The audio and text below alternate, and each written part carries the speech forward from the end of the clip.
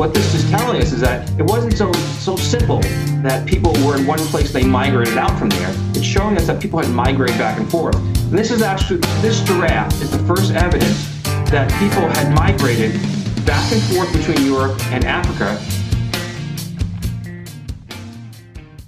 Okay, guys, welcome back to Grimerica Show. We are going to be chatting with Bernie Taylor a little bit later about the cave art, the panel in the cave, of which I have the vision, and all sorts of fun stuff like that. Really is a great chat. Bernie's a fun cat. Of course, before that we have Graham. I do not have the vision. Dunlop, how's it going, buddy? To see these imaginary things in the cave art? Whoa, come on. Take it easy. I saw it from afar. I saw a new one. You saw a moose? You got to look at it from different distances and everything. You saw a cow. That's what it was, a cow you I seen? can't remember. How you been? Good. Not too bad. I was just looking for the email from Bernie to read. Oh, yeah. Yeah. You do some talking. I do some talking? Jeez. That was a good chat with Bernie about the hero's journey and the ancient art in the caves and stuff. And I mean, it's more intricate than I realized. Even after studying his work for the podcast, after talking to him, it's finally seemed to click for me a little bit. So it was a good show. So yeah, I got the email from Bernie here. Darren, people actually see the world differently. You and I have the ability to read between the lines. Jesus. Be sure to let me know if you see anything interesting in the gallery of discs image gift. All new finds get named by the rediscoverer and put in the book. Regards, Bernie. So Bernie went out of his way and ordered to deliver to our local Staples a nice 11 by 17 or so print. That's not the actual dimensions. I don't know what it is. It's close to that. Print, high def print for the studio of the gallery of discs. Can I see it? Yeah, sure. I did take all the time to display it for the YouTube. I'll look at it. I'm not going to see anything in there anyways because I don't have the vision. Because you do not have the gift. You don't have the vision. Why don't you take a peek through that and I'll get into our mails. Well, I just saw it. Is that the head of something right there? Well, you know what? Because look, if you look down in that bottom left corner, like over there, I swear I see a little mouse, right? That's the one that really stands out to me. Pass it over here for a sec. Right there. That looks like a little mouse with a little mouse tail. Oh, yeah. So, and then I started flip thinking, it around for the... maybe if it is really ancient, maybe it's starting to fade. And that's why you see them and they fade. Because, I mean, like I say, I go each way. My kids were enthralled with it for a while. I don't think you should put it... You're going to ruin the book that I just got. Ruin the book? The $60 book. $60? That's okay. That 9/11 book I bought was $100, $110. The Judy Wood one. Where'd the towers go? Yeah. A good book. We haven't even had her on yet. No, we haven't. No. Anyway, I'm looking forward to the next time I take some plant medicine. I'll take a peek at the thing. Oh yeah, that's good. Absolutely, that'll be interesting. And I think it'll be a fun thing to just have in the studio. Just have it there. Yeah. No, thanks, Bernie. Really appreciate it. People will be able to come in and take a peek at it and see what they see. And we could get a whole Grimerican leg of animals named for the book. I mean, you can't beat that. We'll have a Grimerican hippo. Maybe there's a moai in there somewhere. A mouse. I found them. I think people already found the mouse. I wish I was the first guy to find the mouse. I haven't found the fox again. Maybe I imagined it. What's going on here? Oh, come on.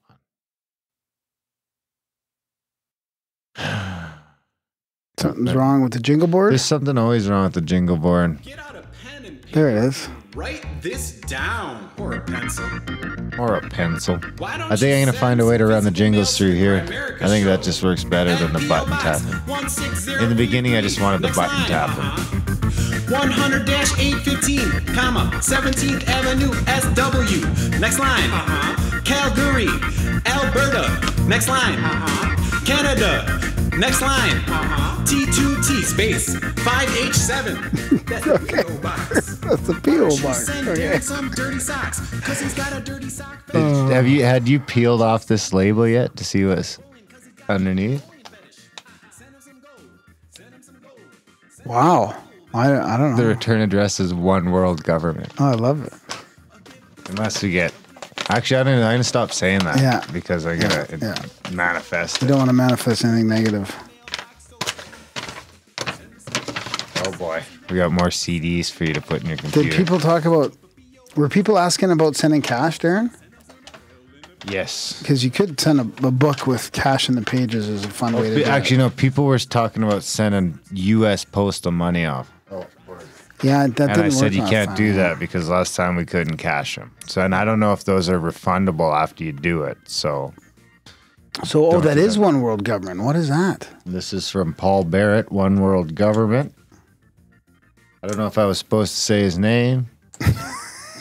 If you don't want us You to have to say your put it at name, the put it at the front, please. Not only do you have to put it you can't put your business card at the front. It's a conspiracy and paranormal rock band. One World Government. Awesome. This is from their album Signs and Symbols.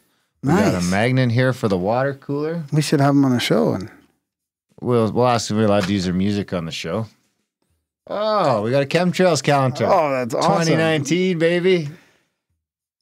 Chemtrails. Oh, that's fantastic. That's right up Graham's wheelhouse. He made his day. So what do we got here? Look at all these man-made clouds. Here is the promo pack for the conspiracy paranormal rock band entitled One World Government. Paul Barrett is the vocalist, bassist, and writer for the band. He has studied spirituality, paranormal studies, extraterrestrials, and interdimensional theory for over 20 years.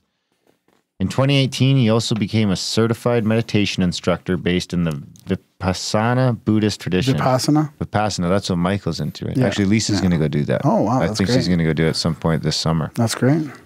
I can do it. I'm not there yet. 10 days of silence. No, I'll be back in like 3 days. They kicked me out. Yeah. I was Burn the place down. tapping my foot. Paul Barrett is currently doing interviews and podcasts and would like to join. What is this? This is a marketing. This is a. It's not a gift to the PO It's box. not It's a a gift. marketing It's thing. We've been duped by a marketing. By the One World Government marketing plan. It would seem to be that. How do we do that? I mean, they marketing sent plan? 2, so they know there's 2 of us. They must listen to the show. Okay, hand me one. You can have it all. Anyways, we'll check it out, right? It sounds very interesting. We got some fan mail here. Yeah, that sounds over great. the pond, UK. That might be close to where my mom was born, Where's that in? Yorkshire. Does it say that? I think it says something Yorkshire, West Yorkshire maybe, or East Yorkshire. Can you see? It's beautiful, beautiful packaging, and I like the Jesus stickers wrapped around it. No more sticking knives into stuff. What did I cut the other day? I cut something. Oh, Can't get it out. I can't get it out. It's art. Yeah, can I see the package too? Oh wow, isn't that weird? Was that That's chemtrail art? crazy. All in believer in chemtrails. That's awesome. And it's like, what's the chances of getting chemtrail art and a chemtrail calendar in the same day? Look at that, eh? With the moai there, all in believer. I get it. It's a hardback envelope. Darren and Graham. Can I have the envelope, please? The other one? I have a drawer over here that this stuff goes in so it doesn't get lost or left lying around the studio by you. With a lovely little card with some string art in it. Oh, wow. This is going to be a tough read. Yeah, it says Wakefield, West Yorkshire. Awesome. Thank you very much. Well, we better make sure we I don't love Yorkshire. I wanna say our travel name around now Yorkshire because you've again. given away your home address. No, I didn't. I just said the town, dude. Oh, that's Or right. the Dear area. boys. The county. It's probably county. Okay, I'm trying to read. Okay, we're done. The county? Is I don't Yorkshire a know. county? No, but West Yorkshire might be. I was don't actually know. just watching a show where they were living on boats in England. Yeah, on the canals. Yeah. A boat on a canal. Yeah. That just seems crazy to me. I think you can kind of travel around the canals and You stuff. can go if you up and want down to. the Yeah, canal yeah. and you're allowed to stay in So, space. so my mom's hometown, Skipton, has a castle on the canal. It's a great little castle in this cute little town. Hmm. And there's a canal running through it. Maybe we could find a good excuse to check out a I'd love to do castle like one day. A I'd castle love to tour do- in UK. Oh my god, I'd love to do a contact in the castle. Could still Contact be in CAC. castle. We'll go hunt for the Holy Grail with Randall in castles in UK here. Yeah, that'd be awesome. Dear boys at Grimerica, please find art and clothes painted with the love and smiles that you give me via the podcast. Like many listeners, I fall into that category whereby one is under the powerful and compelling illusion that she is actually friends with you. Both. I know that this is a fallacy, albeit a normal phenomenon, which I am not ashamed. You know, someone actually, Garrett, friend of the show, Garrett, posted the picture in the chats today where it's like the podcast meme where that kid's sitting eating cereal with the poster. I don't get it. And it's like the three kids are in the poster and the kid in real life is eating cereal with them. And it's like when you're listening to a podcast, it's like you're hanging out with your buddies, but they're not actually there. Oh, okay. Yeah. I would find it, but the chats move way too fast. There's no digging it up at this point. I am not ashamed. Hashtag all-in-believer in chemtrails illustration is in response to the best ever jingle, coupled with my deep adoration for Graham's passion about geo/bioengineering. Nice. I know that you've grown to own your jingle, Graham. However much you didn't seem to appreciate it being used to mock you. I too am passionate about the topic, as you probably gathered. If I had gold bullion, Darren, it'd be enclosed. Alas, no. Belated new studio salutations to you both. I hope that you get settled deeply and happily. I'm so proud of you both for making such a great transition. I, however, like many, feel a sadness with regards to the igloo. May it rest in peace. Keep moving forward, lads. The igloo is actually still tarped up out back, and we're going to give it to Failed. We're going to give it to Failed's kid so that he can start his YouTube career out of it. So I am one of those every little help supporters with a measly monthly. Hey, the measly monthlies are the best. If everyone had a measly monthly, we'd be set. And you know what else the monthlies are good for? They're real good for budgeting bills. The bills, yeah. Yeah, you can't run a business The first on of the month one-time is donations. like brutal. One-time donations are a nice bonus, but the monthlies pay the bills. Yeah. Straight up. Yeah. We can't get anything new. We can't expand. We can't add any new expenses until the monthlies can cover it. Yeah, yeah. I'm self-employed, so things are tough some months, but at least I see how priceless the show is by exchanging some energies, all with sisterly love. I almost booked CAC in a spontaneous childlike moment, willing to dent my credit card for the chance to hang in Colorado with Randall and the posse. But my logical adult mind halted my whim to the sad fact that it would be too irresponsible of me. For fuck's sakes. I lick my wounds and suck up my decision. If I win the CAC raffle... Oh, I was just going to say, maybe the raffle's still on. Then I'll take it as a massive signal from the universe. I know that I'm rambling, but too bad, boys. I'm a Grimerican. I have a synchro, but the story won't fit on the space that I have here. I'll email it in one day. Guest request. I forget his name. That quirky man that worked with the monkeys that was going to bust open the Shakespearean conspiracy. That's Robert Greene. And actually... Alan Greene, and we're emailing with him today. We're Really? going to have him on right away. There's a little synchronicity. Yeah, he's coming back. Crazy. I'd like to hear how he's doing. Please? Okay, in conclusion, I know that you're super busy and know too that I appreciate you both and show more than my words will allow me in some written words. Does that even make sense? Just stay healthy and well, boys. Sending love, UK posse. Shannon. Nice. See, she says hashtag adios mofos. Can I say that? Yeah. It's from the No Agenda jingle. Yeah, I know. Okay. This, yeah. So do you want to see the card, or could I put it in the drawer so it doesn't get lost? Well, no, it's probably that card should probably stay out. It's got some sacred geometrical significance and stuff. You want the One World Government card?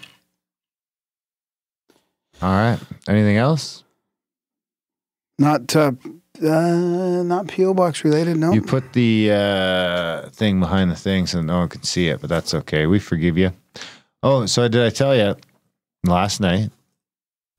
the wife and I, Lisa and I, went out in the backyard because a friend texted her and said that and I used to have the Sputnik app on my phone, but texted and said, the space station's going by from 8:40 to 8:43, east to west. So we went out and we watched it. We were watching it go by.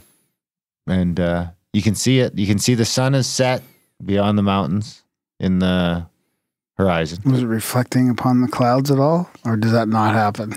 That doesn't happen. That's a crazy illusion that I've seen. I do make a point to try and watch the sunset. I mean, I could just see it setting. But anyway, I digress. Anyway, so we were watching it, and it was kind of cold outside. We watched it outside for a bit, and it was actually funny because you could see, Lisa actually thinks it's aliens. But you could see... What is? Well, you could see the space station? You could see the space station is big, It's fairly big. It's probably like the size of a... Star? Pencil eraser, maybe. Not quite. What? You not said quite it was a a pencil star. eraser. Yeah, well, like... Probably the end of like a pencil held at arm's length. It's a very big way star. bigger than a very star. big, bright star. I'm sure you've seen it before and thought it was have. aliens. Guaranteed. No, I Guaranteed. knew. When I was with my UFO group in Vancouver, we went outside and watched it because we knew the space station was Anyway, coming.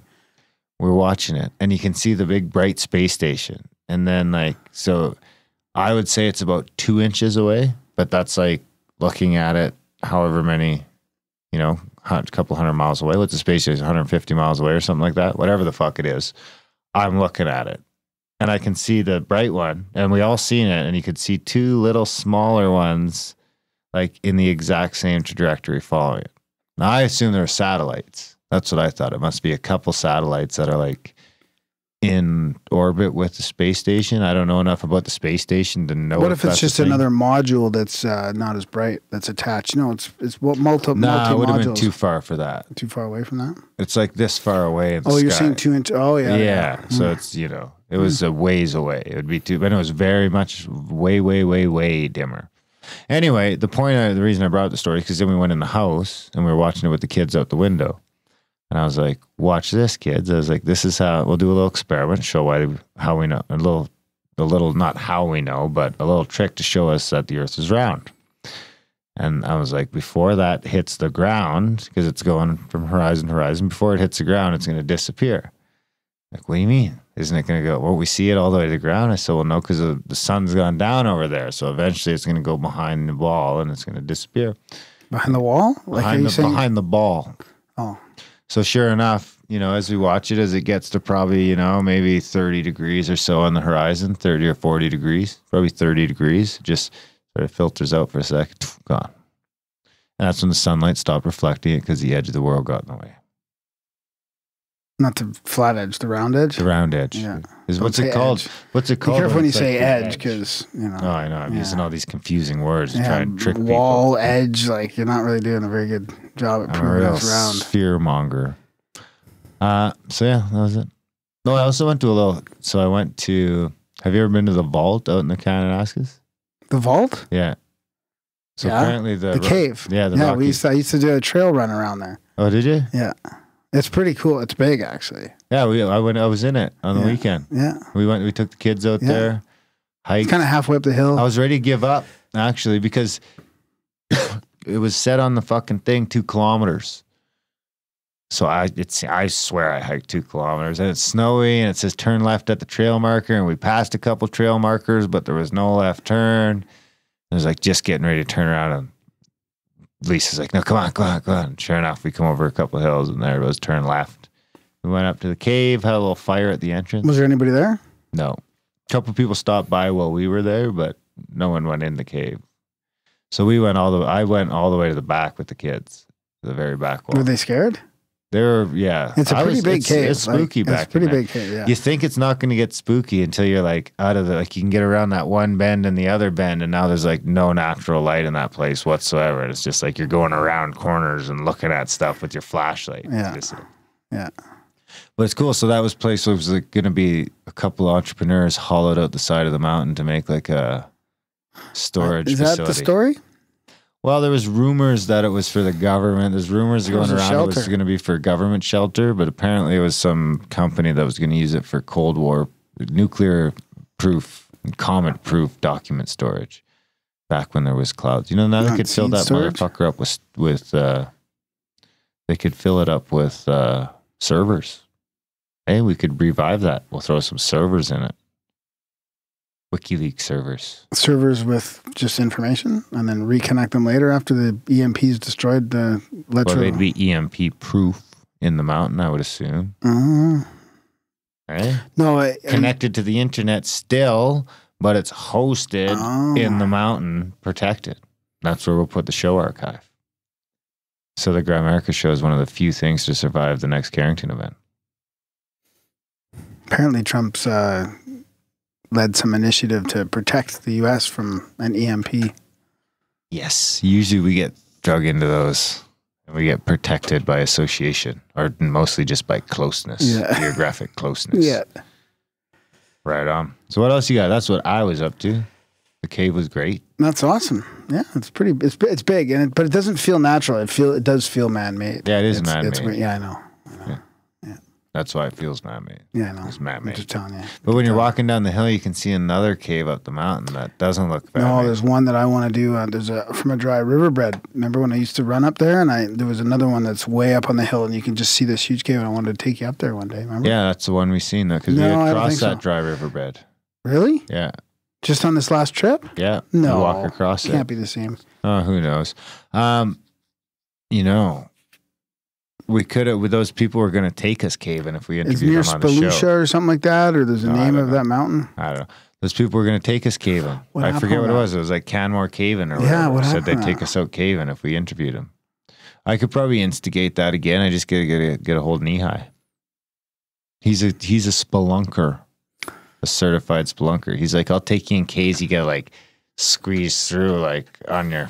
Is there any mysteries in the caves? Or any like? Do you I don't find know. anything? I Any, ain't going treasure or anything, or like I ain't going crawling through like any underground passages that go all the way to the Middle Earth, like the Hollow Earth.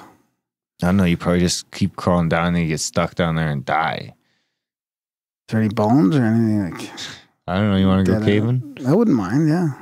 It's not for me. That's not for me.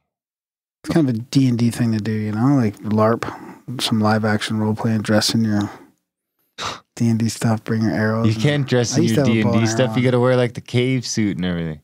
You got to go with the certified spelunker, have a headlamp. Are you going to show up with your moon robe, with your robe you're wearing, with your moonlight, doing your eclipse ceremonies? They're going to be like, get out of here, man. Come on. I was going to go to a sweat lodge this weekend, actually, but it fell through. I'm going to go to the next one. Where's that? There's a couple in town. Out by Morley. Where's Morley? By Canmore. Reserve out there. Okay. It fell through because Madison's going for a sleepover, so I don't want to have to go pick her up at 7 in the morning. If you ever want to go to, we can organize one in Calgary down to the one that I go to in Champion. That'd be good. There you go. That's great. So what do you got, buddy? What can I play for? Actually, we got to play this one. Since Shannon sent us the art, we'll give her the jingle. What? Oh, God. We need a new jingle. Yeah, the jingle pad's just not working. That's a pretty cool piece of artwork. I'm going to put that up I'm going to put that up over with the other artwork and take a picture. Graham is an all-in believer. We can level that out later. Oh, my God. Did I scare you? That one's actually a couple people's ringtones. Do you want quotes or do you want an email? Sure, give me an email. This is from Chip in Colorado. He says, hello, Graham. I hope you've been well. I want to let you know that the recent Grimerica show episodes have been amazing. I feel like I don't write you or participate in the chats as much as some others, but I wanted to make a point to let you know I really enjoy your content. Del Bigtree was the most concise speaker I've heard yet on the vaccine topic. I'm not actively searching for information on this, but wow, he was great. I also really enjoyed Mark Grober's view on reality and consciousness. David Getoff's research is a treasure trove of healthy thinking, and I enjoyed his presentation style. Yeah, and that one was actually very unique. We asked a bunch of personal questions, and he wasn't like at all sticking with his like any sort of pre-done script. He was just very open to answering everything specifically, which is great. That's the bonus. I enjoyed hearing more about Bigfoot from Seth Breedlove. I'm still very skeptical, but I need to watch some of his shows now. Talk about creepy. And of course, Randall is great as always. I'm only partway through the Gordo ep, but it's great so far. For Lent, I gave up reading any news outside of work related, so hearing you guys discuss politics and Twitter is interesting as my mind has been kind of shut off with no news or social media for a couple weeks. I do say I found myself a little sad that the intro was so short. I find myself looking forward to the intros because it makes me feel like I'm in your lives when you guys just talk about what's happening. I know it must be a weird... Oh, this is so weird. This is what Shanna was saying. I know it must be weird because I feel like I know so much about you guys, but you know nothing about me. This is one of the reasons I am very much looking forward to meeting you and Darren. And so you can meet me and my wife. You guys have been a big part of my life, especially hearing about your experiences becoming sober. I sobered up last year, and I think listening to Grimerica was very helpful for me. I just finished the BBF episode, so that's the Black Budget feed episode with the guys from Cat in the Box. Big shout out to Adam and Justin from that. Oh, Darren's just showing me the meme about how it feels to listen to podcasts. Yeah, that's pretty funny. I just wanted to share this link with you since it involves ARV. Also, maybe you guys could try and boost the funds for the show by using ARV to predict the market. While I'm half kidding there, I think it would be fun to do a mass experiment with the Grimerica family on the subject. So I'll put a link to their Cat in the Box podcast as well in the show notes. And this is a link to scifen.colorado.edu. And the scifen is PSIPHEN.colorado. I heard you briefly mention Dulce on a recent intro. Let me know if you're interested in me bringing some stories. I can't find my research links. I think they might have gotten lost when I changed phones a couple of years ago, but I should be able to track them down a bit. Sorry for the long message. Keep up the amazing work. Chip. Thanks, Chip. Chip's been chipping in for a couple of years, and he's also a supporter. He's got a couple. I think Chip supports us on a couple platforms. Yeah, thanks, buddy. It's awesome. I think Chip supports us on 2 or 3 different platforms. He's one of those all-enders, rounds out. He supports on all 3.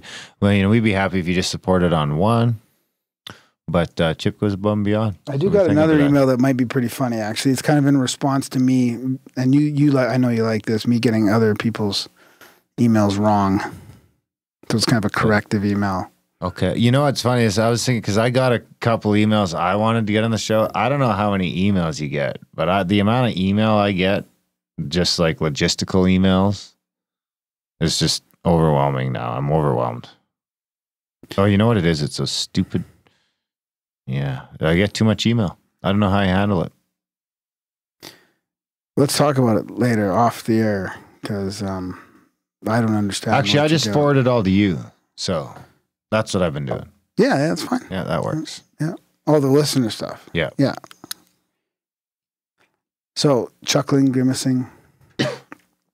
Greetings to you both. I'm flattered beyond words. While working, along with the luxury of podcast listening, I was enjoying the banter of show's opening 3:35. A listener letter was read by Graham, which floored me on the account that it was the only fan mail I've ever sent to any institution, ever. Realizing Graham was reading my email, it was an email I sent to you both one cold coffee shop morning last December. Realizing it was my email, my spam, I also realized a misunderstanding. I asked you let me make clarification. Please let me clarify 2 things. 1, I did not ask for 50% of the suggested money bombs proceeds. Oh, is this the guy that wanted to bring back the money bomb? Yeah, I think so. The model you put out there where I, along with all others supporting the money bomb, stand to receive half the bomb's proceeds via raffle is the model Greg Carlwood used once upon a time for his kick-ass cast, The Higher Side Chats. Is that model even legal? Probably not. I thought we figured out it was okay. We figured out it was best. We figured out it was bad. We probably wouldn't get caught. That's what we. I mean, in here we call it a 50-50 draw in Canada. It's a 50-50. Yeah. And that's why it's 50-50, because, went to the hockey game the other night, and the 50-50 draw was like $80,000 at a hockey game. Oh, yeah. It's playoff That's crazy. Run. Oh, yeah. The playoffs coming up. And the playoffs, That thing goes up to over 100 grand Really? every game. Wow. Yeah. You walk out of there with 50 grand. I think half It's the 'cause people it's a don't charity. claim the thing, and then they just pocket all the money. They get past it because it's a charity somehow, but that ain't happening for us. So aside from probably violating a selectively enforced international SL gaming law, it is a great idea. It wasn't, however, my proposal.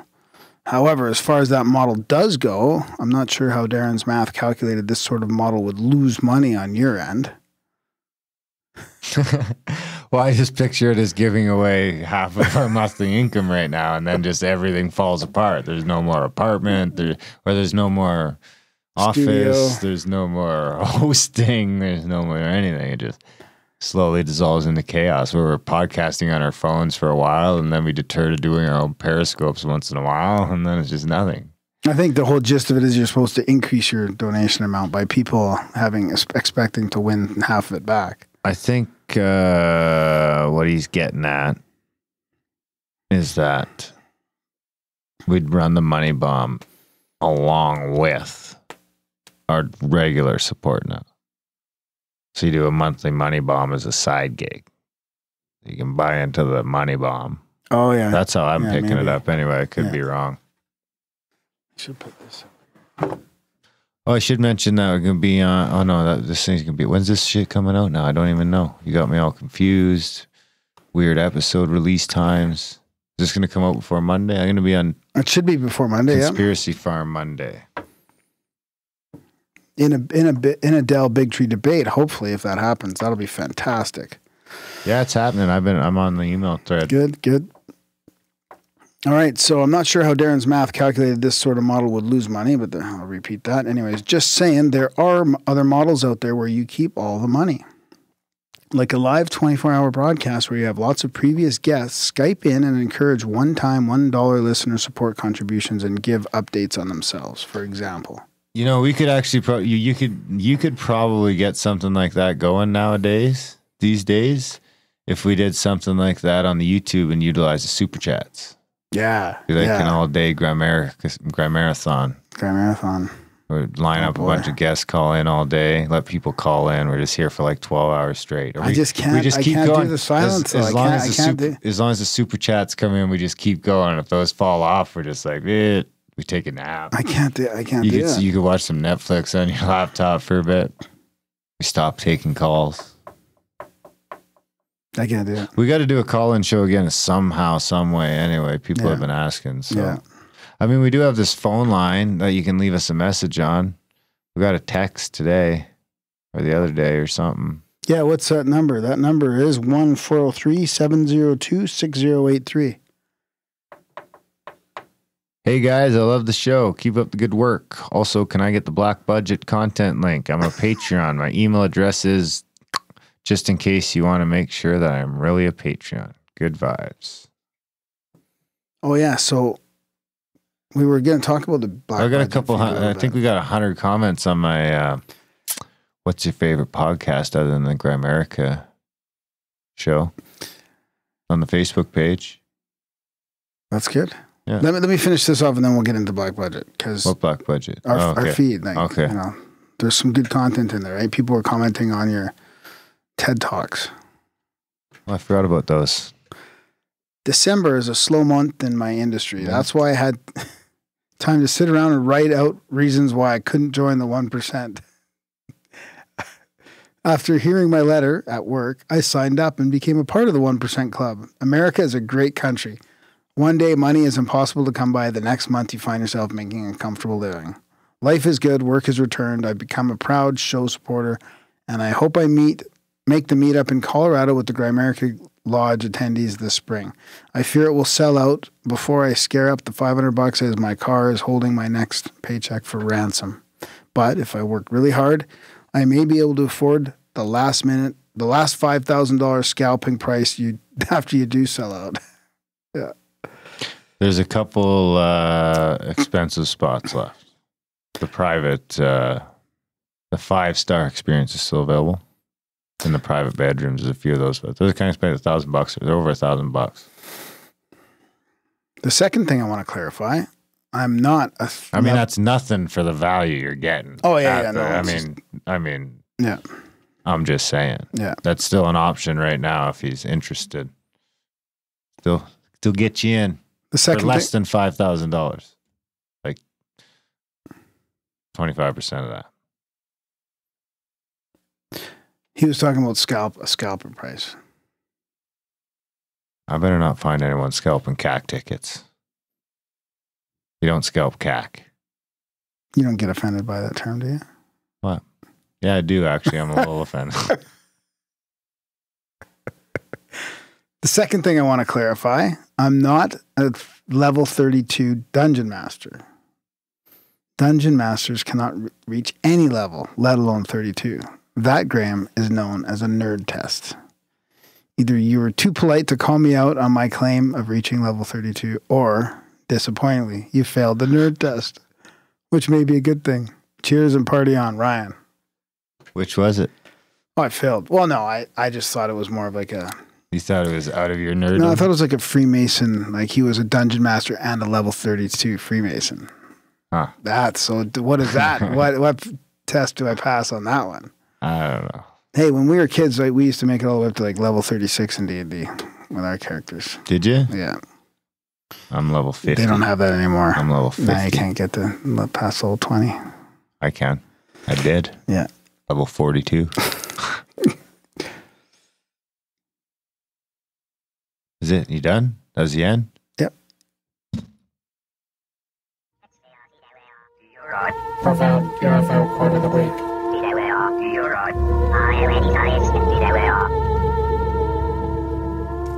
We need a deep state jingle. Yeah, we should. This is a shout out. We might send you to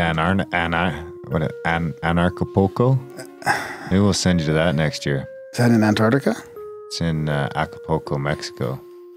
This is a shout out to, or this is dedicated to Cat in the Box, Justin and Adam as well.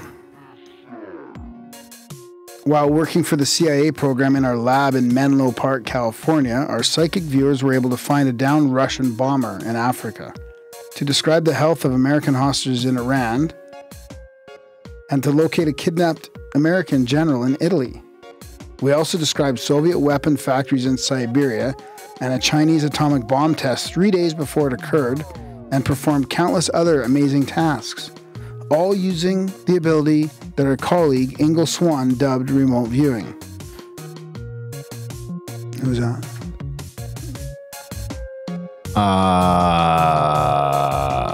What's the other guy what was the other guy's name? The guy he's interviewing before George Clooney in The Men Who Stare at Goats. That guy. Sam Bronovich. No, Russell Targ. Fuck, I knew it. I made that name up. That was Russell Targ, laser physicist, co-founder of the Stanford Research Institute, $20 million program to explore psychic abilities in the 70s and 80s, holds 2 NASA awards for inventions in lasers. 2 NASA awards for inventions in freaking lasers. What's a NASA award? This one? NASA. Okay, this is from, so that was from An End to Upside Down Thinking. And this is from The Octopus of Global Control from Charlie Robinson. One prominent... Friend of the show, Charlie Robinson. So who said this? One prominent locus of world control is influence spreading through the media, the scientific establishment, corporations, governments, and the military, is the Tavistock Institute. Tavistock, a collaborative effort of British military intelligence and psychiatric establishment, was created in 1921 reportedly on the orders of members of the Royal Institute of International Affairs, known as the Chatham House. The RIIA is an arm of the British Rhodes Round Table Group founded by British imperialist and Freemason Cecil Rhodes. The Round Table, functioning through a myriad of offshoots, has been the century's most effective proponent for the creation of a one-world government. Tavistock relies on grants for its operations from the Rockefellers, Carnegies, the British Home Office, and large anonymous grants. You want me to guess who that is? I'm not guessing who that is. That's Jim Keith, Mass Control, Engineering Human Consciousness. How would I get that? I never get that. I don't know. You might. I might. One day. When my training's complete. What do we got? Support the show? Yeah, that's it. I said we should, I guess, mention that there is like some private bedrooms left for the Contact at the cabin. contact at the cabin. The higher end spots are, I think they're $1,250 a spot. That is a private room. There's some pictures of it all online. Those are the only spots left. And there's, I think, 3 of them in the first trimester and 3 of them in the second. And that's it. So if you want to go, unfortunately, that's all that's left. Or you can head over to the raffle. Email adam@grimerica.com and you'll get in on the raffle, $20 a ticket. The raffle is for a private bedroom. So, yeah. Email adam@grimerica.com, $20 a ticket, buy as many as you want. You get a private bedroom. And then we're giving away a spot to a supporter as well. And don't forget to mention the raffle stops at 30 tickets. So it's not like we're just ramping it up. Yeah. It's like as soon as it's at the value of the thing, it gets pulled. Well, the value of the thing's up now because we switched it from a bunk to a private room. Oh, good move. Yeah. So get a ticket. Hurry up. Email adam@grimerica.com. Or if you're a supporter and you want to get in for the draw for the camp spot in the second trimester, the 20th to the 23rd, we're giving away a free camp spot to anyone who supports the show. Email adam@grimerica.com. Let them know your email address. And if you're a supporter, we're going to give away one of those on April 20th as well. We'll do the draw, give away some spots, and seal this thing up. We'll have this thing, that draw will probably... I would say that everything is gone, and that draw on April 20th is the last 2 spots to CAC. We're maxed. By the way, I changed my plan, so I'm going to be there the whole time. It's going to be fantastic. I can't wait. Yeah, we'll both be there the whole time now, so it'll be fantastic. What else? Support the show? Did we do that yet? Did we do support the show? Yeah, kind of. We got a black budget feed going on as well, and there's lots of good content in there. Darren finished reading. We got all 4 of the entire Unabomber manifesto. What's it? We're going to do a little round table with a couple listeners. They got to email in. I think we've got 2 people already that are interested.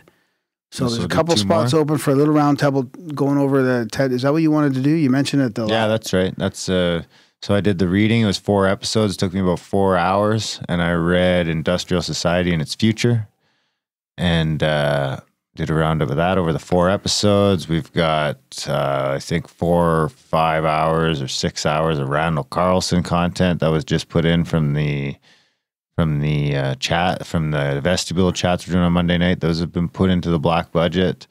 That's about a lot of it. That's about our trip to Colorado. Yeah, that's right. Well, that reminds me, I did have that. I thought someone emailed me and wanted me to read something. It was in response to the reason I bring it up is because it was in response to where is it? Keep talking for a sec. Yeah, those vestibule meetings have been great. We've also got one of the top trainers of Wim Hof in there as well, talking about the breathing techniques and cold water stuff. Can't wait to meet him. His name's Brandon. Oh yeah, here we go. So someone sent this in. Thank you for getting my podcast listening straightened out. Happily listening to some TED Talk. By the way, I know you are too young to be familiar with the Desiderata, which was written in the 1920s and weirdly popular in the 1970s. It is timeless in quiet. It is timeless in a quiet sort of way. Your voice and depth of thought would make you the perfect person to read this out for your predominantly young audience. Should I read it? It's not that long. Okay, sure. I thought it was a whole book or something. Desiderata. Desiderata. What do you think? How do you think you say that? Desiderata? That's it. Oh, I can't do that. Shit. What? Uh-oh. Worlds are colliding. Okay, let me do that. Then I think if I do this and do that, I might be able to get this thing to... Desiderata. You can't do it with it. I just wanted to hear how it pronounced it. Desiderata. How the computer pronounces it? Okay, enough. Enough out of you. I'm going to go for it. This is a weird font, too. Oh. Go placidly amid the noise and the haste, and remember what peace there may be in silence. As far as possible, without surrender, be on good terms with all persons.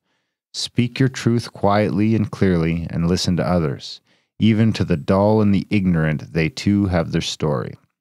Avoid loud and aggressive persons. They are vexatious to the spirit. If you compare yourself with others, you may become vain or bitter, for always there will be a greater and lesser person than yourself. Enjoy your achievements as well as your plans. Keep interested in your own career, however humble. It is a real possession in the changing fortunes of time. Exercise caution in your business affairs, for the world is full of trickery. But let this not blind you to what virtue there is. Many persons strive for high ideals, and everywhere life is full of heroism. Be yourself. Especially do not feign affection. Neither be cynical about love, for the face of all aridity, aridity, aridity, aridity. For in the face of all aridity and disenchantment, it is as perennial as the grass. Take kindly the counsel of the years, gracefully surrendering the things of youth. Nurture strength of spirit to shield you in sudden misfortune, but do not distress yourself with dark imaginings. Many fears are born of fatigue and loneliness. Beyond wholesome discipline, be gentle with yourself. You are a child of the universe, no less than the trees and the stars. You have a right to be here. And whether or not it is clear to you, no doubt the universe is unfolding as it should. Therefore, be at peace with God, whatever you conceive him to be, or her. And whatever your labors and aspirations, in the noisy confusion of life, keep peace in your soul. With all its sham, drudgery, and broken dreams, it is still a beautiful world. Be cheerful. Strive to be happy. Awesome. That's pretty good. That's not bad, eh? Yeah. Thank you. So what you got? Is that it? Well, Wrap it up. yeah, Let's that's support it, the man. show. If you want that black budget stuff, or you want to get in on the giveaway, you don't have to. It's any donation, right? Just support the show. No, but just make it clear. It's not like a fixed monthly thing or anything. Any one-time donation, any donation. No, I said subscriber. What do you mean? Is it changed and I What are you wasn't talking part about? of this? No, for the black budget. I'm Yeah, talking for the about black- for the giveaway for CAC. Oh, okay. Well, geez. Oh, geez. You just went into the black budget thing. Okay, yeah. So just support the show. Grimerica.css support. We'll give you the black budget link. Yeah, anything. Do all the stuff in the newsletter. Sign up for the newsletter. Do all the stuff in the show notes. Review the show. You got to tell people about the show because we're blacklisted in iTunes. We're shadow banned in iTunes because we do too many vaccine shows. I think mainly because of the DoBeDoBeDo show. Anyway, it's all important. You got to support the show. Grimerica.ca/support because what else you got? That's it. Enjoy this fantastic chat with fellow visionary Bernie Taylor.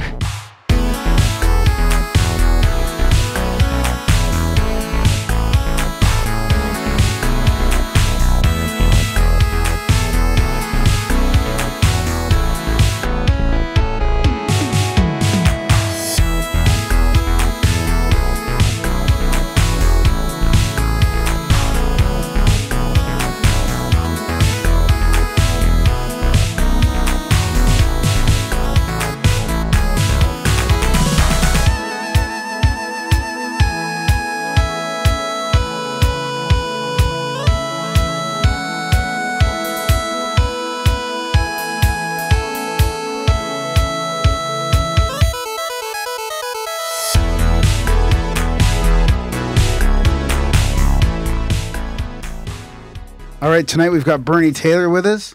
He's an independent naturalist. He's been exploring the mythological connections and the biological knowledge among prehistoric, indigenous, and ancient peoples.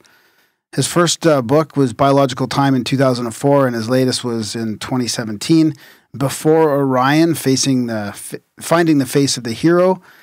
And that talks about Joseph Campbell's hero's journey, the monomyth, and talking about how that's the core of stories among indigenous people as well. So it goes back apparently much deeper than we thought. So yeah, that's a short little bio for you, Bernie. We'll let you talk about yourself a little bit more. But thanks for coming on the show. Well, thanks for having me. This is a fun one, and I've been wanting to be on with you guys for a long time. Oh, good. I give a lot of presentations. I give a lot of podcast interviews, and everybody asks the same questions. So I've given to astronomers and astrologers. By the way, astrologers shouldn't be asking any questions, but anthropologists, archaeologists, art historians. And I've gone to high school and a church, and planetary sciences at a major university just a few weeks ago. And everybody seems to be like, everyone wants to know where we came from. Because if we can see where we came from, perhaps we can have a better understanding where we're going. And there's lots of stories out there. You can look at Ancient Aliens on the History Channel. It's not a plug. And you can get one version of history. You can go to the university libraries, and you can have another version of history. And those versions of history are based on what we thought we knew prior to 2 years ago. Yeah. 2 years ago, everything changed. Because we went deeper into the history of mankind. We found images in the cave of El Castillo and another one that shows characters that are deep into our mythology, characters that we find all around the world. And we find a source of astronomy to 34,000 years ago that is identical to that of the ancient Greek astronomy via Ptolemy. So 2 years ago, everything changed. And we have to reformulate what our history was before 5,000 to 34,000 years ago. Yeah, that's interesting. So those caves did they confirm some of the stuff from other caves, or why did those caves change, the discoveries change so much compared to other ones? Well, there's similar images in other caves, but I did two primary caves before Orion. Yeah. One is the Gorham Cave with the Gorham etching. The other one is the Gallery of Discs and the El Castillo Cave. Now, the Gallery of Discs image, millions of people had seen it. It became famous about 7 years ago when one of the discs was dated to 34,000 years ago, and a red disc and another part of the cave was dated to 40,000 years ago, which made the oldest cave art in the world. So it was the dating seven years ago that sort of changed history, that we can actually more accurately determine when these images were made. But everybody was looking at those red discs that stream across this 10-meter panel.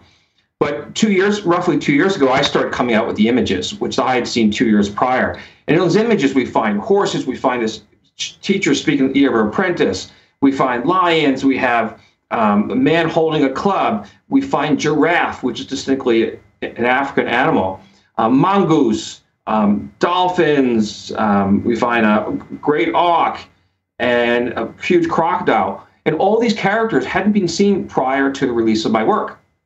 At least they hadn't been seen in modern times. But I can go back in history and find all kinds of people that had seen them. And there's a reason why we didn't see them. And it's the same reason I didn't see them at first, is that these red discs stream across the panel, and we're drawn into them. Psychologically, we're brainstem dominated. And when the red pops up, we go into an excited mode, sort of a fright or flight type of behavior. And when you're driving down the road, you see a red stop sign, you notice it. It contrasts with the blue-green environment, so the other end of the natural spectrum. And it draws something deep within us. The red discs, we find red in the signage from McDonald's and DQ and Burger King. We find red lipstick, the red dress, and the red car. These all trigger us at the most basic level, more basic than our cerebral hemispheres that give us cognitive thinking. And so millions of people had seen this gallery of discs, and they had seen the red disc streaming across it, and they were drawn into them in the same way that you're drawn to a red stop sign. And in modern times, no one recorded having seen any of these characters. So, yeah, you've got there's a Sphinx in there too, then? So among these characters, we have a lion and a lioness, and superimposed over the lion is a crouching carnivore, okay? And the crouching carnivore has the head of the Sphinx, the Giza Sphinx. It has the Nemes headdress. It's missing the nose, has that teardrop on its forehead, and has that strong chin. The distinctive feature, though, is that Nemes. And that Nemes is actually an overlap of another character. It's the head of an elephant on the panel. So the Paleolithic artist didn't intend to create the Nemes headdress. But when the ancient Egyptians or whoever from that society, that culture, had been to the cave and seen this, they walked away with it with the Nemes headdress. So some of this stuff is actually the shape of it. It's not just paintings or anything like that. It's the shape of the rocks, it seems, or how did they do all this? How do they do? So there's multiple levels, and so the red disc created some of the forms. They also have black discs, and they have black shading. And then with bone, they etched out the figures in the panel. And they also, I don't want to say the word chiseled, but they carved off features as well. Why don't you want to?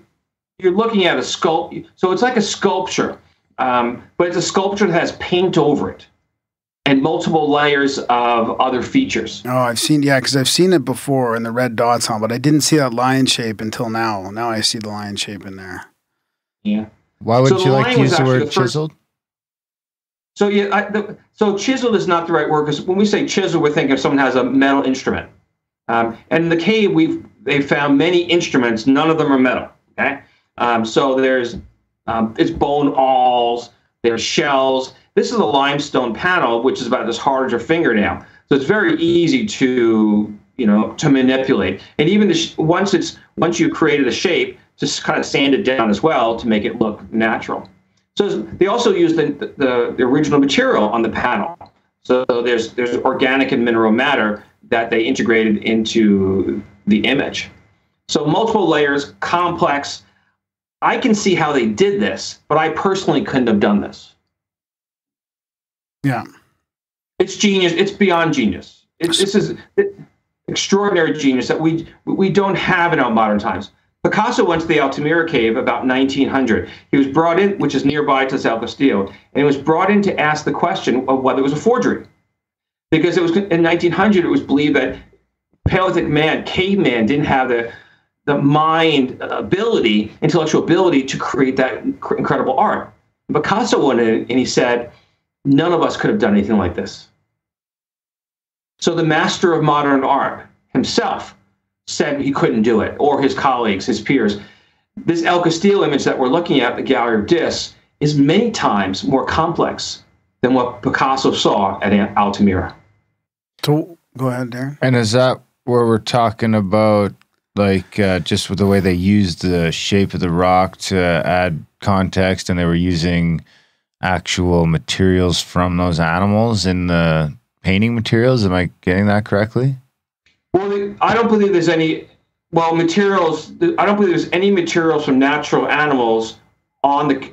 There aren't on the panel itself, but they use the bones from animals to carve it out. Okay, but that's actually a pretty good question, because some of these animals are so lifelike, it's amazing. And a few years ago, someone looked at these images and said, "Oh my God, were the animals fossilized in the walls?" Because they have all the taxonomic details that so fine that it's absolutely amazing. And what it demonstrates is that the Paleolithic artists must have seen them in the wild. They must have seen the giraffe in Africa. Because when people, if someone was to tell you what a giraffe looks like, and you were going to draw it and you hadn't seen a giraffe, you wouldn't come up with anything like a giraffe. What it really does. So these artists had actually been to the source, and they recreated it on this cave wall and others. Well, not only that, I mean, scale one. Who draws shit that you just heard about? Your buddy's like, "Hey, man, yeah, I seen a bird flying." You're like, "Oh, I'm gonna draw a bird." That doesn't really make sense to just draw stuff you were hearing about. So, do you think we were talking about some sort of transcontinental travel? Absolutely, Darren. You're right on it. And so what we have, there's this panel is 10 meters across, so about roughly 33 feet in Canadian terms. And on one end is the north and the other end is the south geographically. And on the north end, we have European animals. In the south, we have the African animals, such as the giraffe and the mongoose and the Maine lions. And the north end, we have the horse. And we have the Iberian lynx, which is indigenous to what is now Spain. So what we do have is this character that goes from the north to the south and back again. And in the middle, we have marine animals. We have a dolphin, we have a crab, we have the auk is a marine bird. And there's a whale and some dolphins, some others in there. And so you have this person that does take this travel across from Europe, across the Strait of Gibraltar into West North Africa, and then back again. And you've probably had people on your show that might have questioned, where does man really come from? I mean, because Darwin said that the DNA, that man should have come from Africa because that's where we find the most primate animals. And there's religious people who say, well, man could have come from the Middle East. And the DNA really doesn't tell us. And what this is telling us is that it wasn't so simple that people were in one place, they migrated out from there. It's showing us that people had migrated back and forth. And this giraffe is the first evidence that people had migrated back and forth between Europe and Africa, and that they didn't take the long way around the Mediterranean, that they take the quick route across the Strait of Gibraltar. Yeah, which is Spain, because these caves are where in Spain, this one? They're in the northern part of Spain near Bilbao. Yeah. So north. I mean, that lines up with, a multitude of guests that are saying it's, Bruce Fenton saying it's more like into Africa instead of out of Africa, and a myriad of people that have said that, it's more likely that people were either re-emerging from Africa after a cataclysm or something like that. I think the latest stuff is saying it's Australian Aboriginals, right? Or technically the oldest people we found. Well, Bruce is interesting, his ideas. I've read his book, and he's a smart guy. At the same time, they within months of coming out with the paper for the 40,000-year dating at the El Castillo cave, almost 40,000 years ago, they came out with cave art in Indonesia. Okay, which completely changed everything. Because it said that modern man, or like thinking man, could have come from Indonesia, or could have come from Europe, or could have come from another place and had migrated to both of these locations. So it's uncanny that within a few hundred years, you find that the two oldest places for cave art in the world, in Indonesia and Spain, Iberian Peninsula.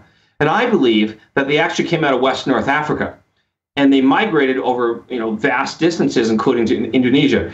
And in modern anthropology, they believe that hunter-gatherers, they traveled a few miles every year. But the Tuareg in the Sahara today, nomadic people, travel over 1,000 miles a year on foot and through the desert, from one water hole to another. And so people could have traveled easily hundreds of years in a generation, and certainly thousands over a few generations. And that would allow us to have people with similar or common dated cave art in Indonesia and Spain at the same time, which speaks to Bruce Fenton's work. The question is, where did we really come from? Well, I don't have the answer to that question.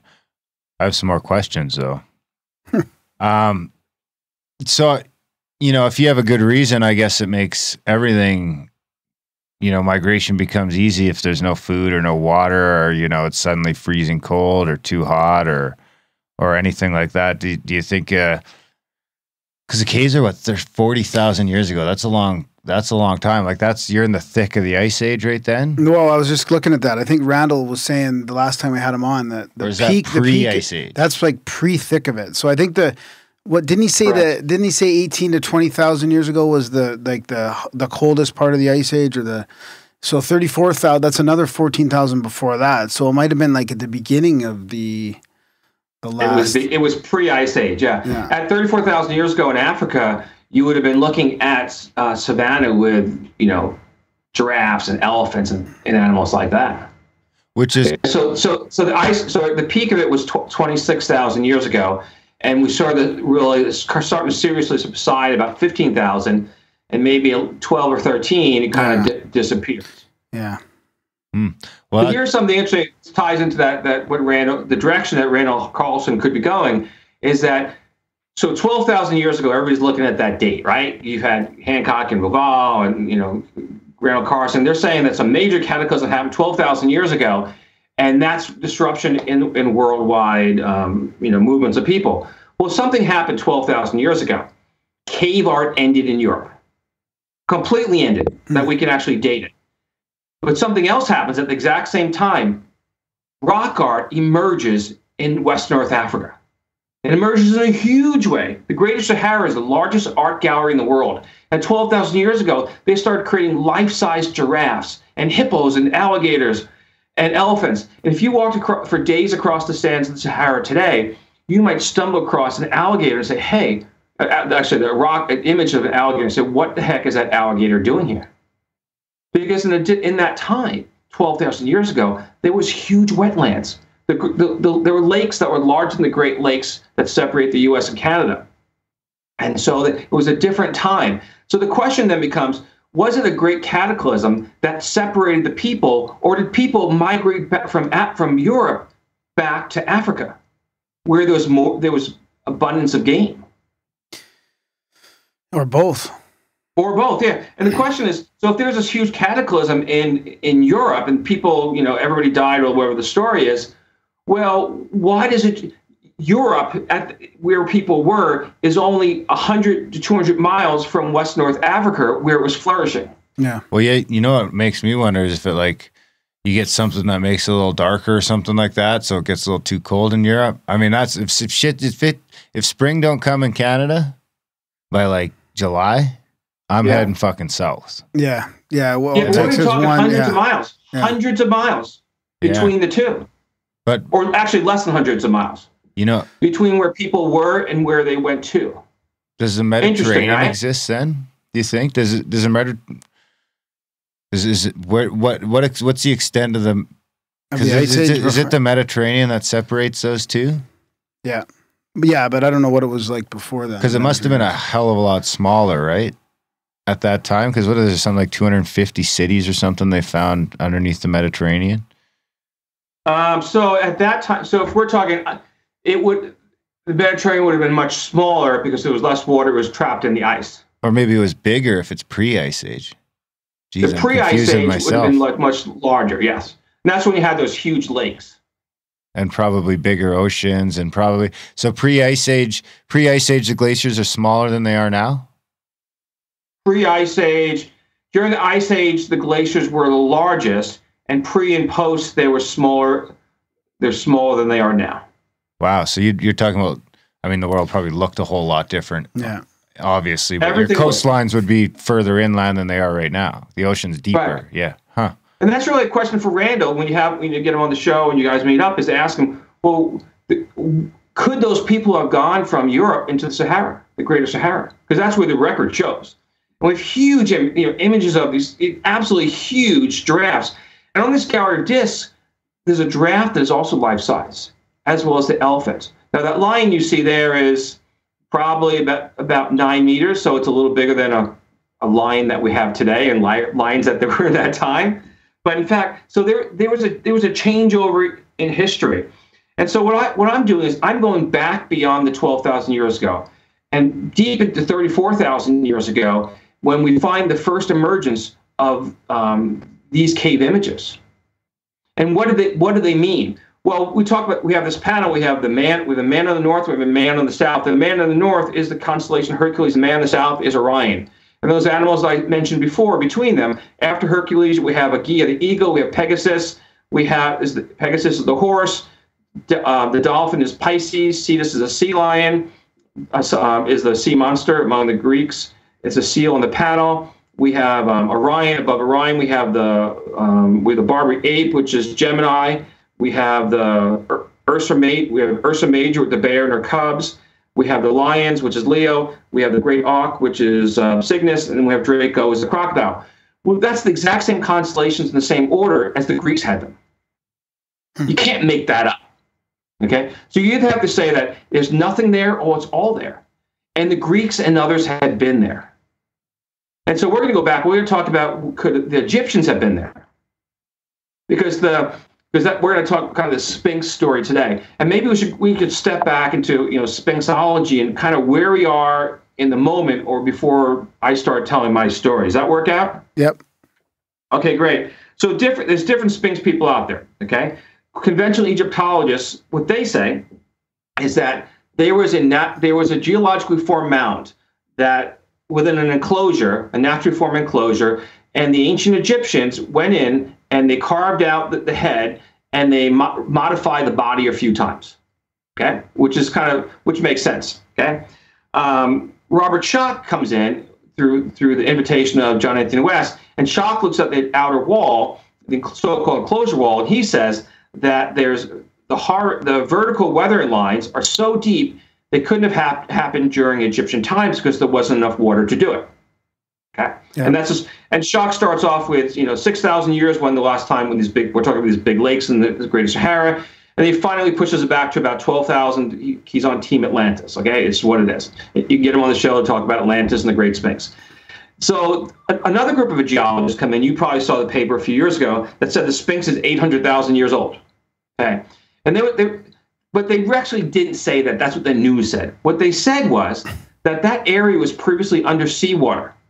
And when it was under seawater, waves were going against that inner enclosure, and that they're creating the horizontal lines. But the horizontal lines weren't created from the wind. Okay, so therefore, based on what they're saying, the last time you had that sort of water action, submersion of that region was 800,000 years ago. So the ancient Egyptians had that fundamental foundation of those water lines 800,000 years ago, and they improved on the Sphinx and this complex after that. So somewhere dynastic times or something like that. And so if you ask your geologist, you're going to come up with a different story. And what each geologist does is they look at the evidence, and then they try to tie it to something else in their world. And so in the case of these geologists, they were Ukrainians, they said 800,000 years ago tied into to seawater. Schoch was tying it into Robert Bauval's theory of the Orion constellation. That's what his frame of reference was. Okay, they're buddies. They wrote a book together on the subject.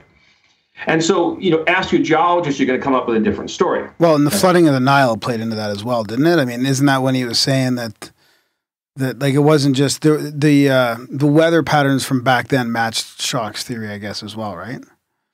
Well, so what Schoch start off to say that the vertical weather patterns were at least 6,000 years ago, or older, and then he kept pushing it back, and now he says that it's that 12,000 years ago contemporaneous to Göbekli Tepe, which also is the same as Plato's Atlantis story and Robert Bauval's constellation theory. Okay, that's how he put it together, and it's everybody's trying to find another reference point. Well, we actually have a completely different reference point now. We have a reference point in this Paleolithic cave 34,000 years ago. We have the image that the Giza Sphinx was portrayed after.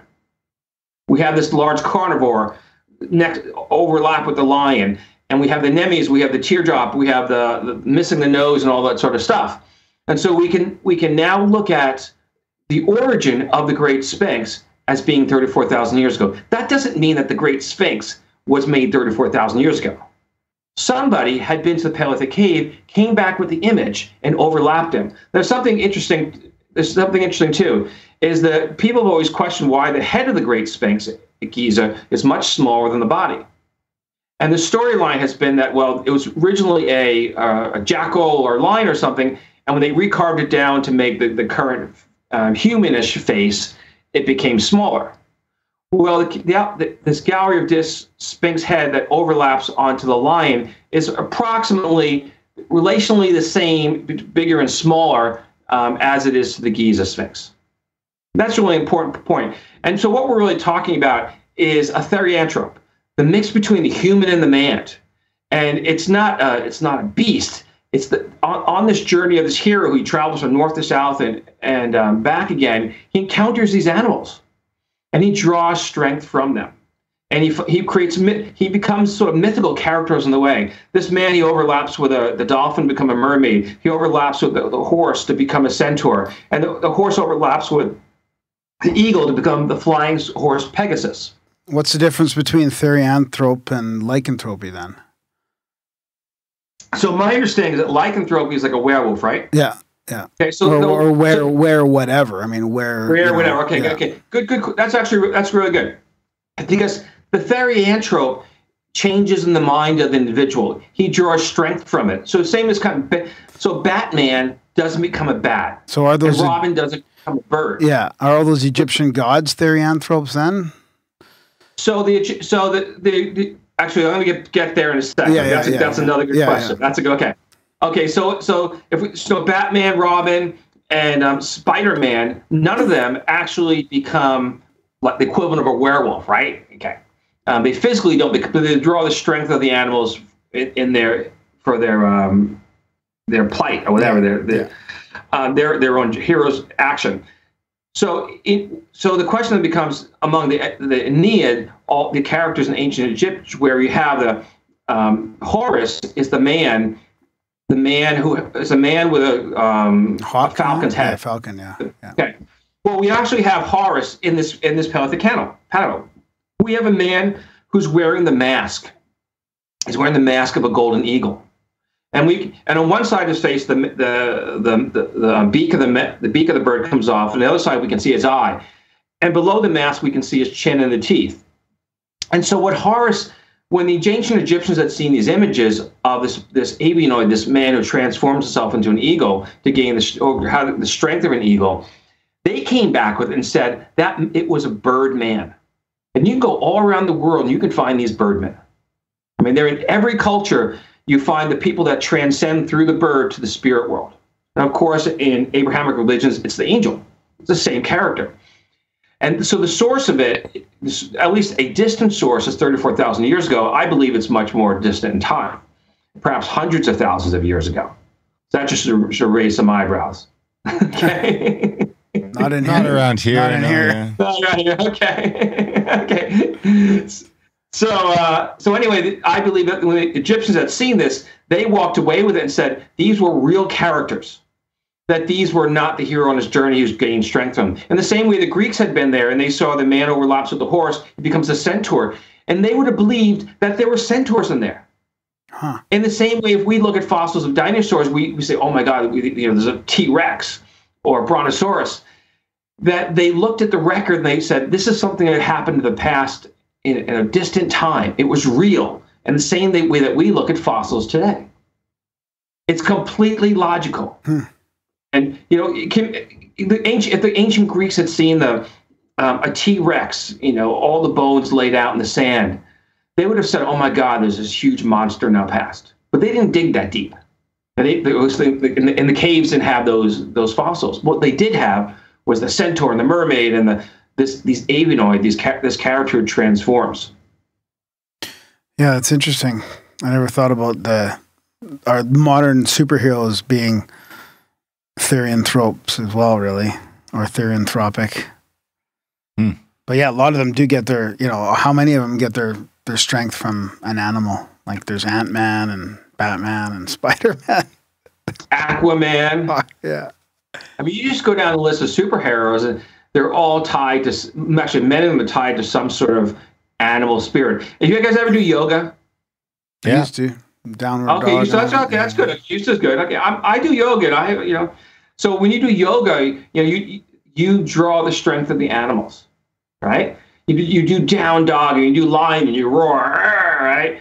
And you do crocodile, and you do Garuda, which is you become the avianoid, the bird. And so in the yoga tradition, you harness the spirits of those animals. It's the essence of yoga.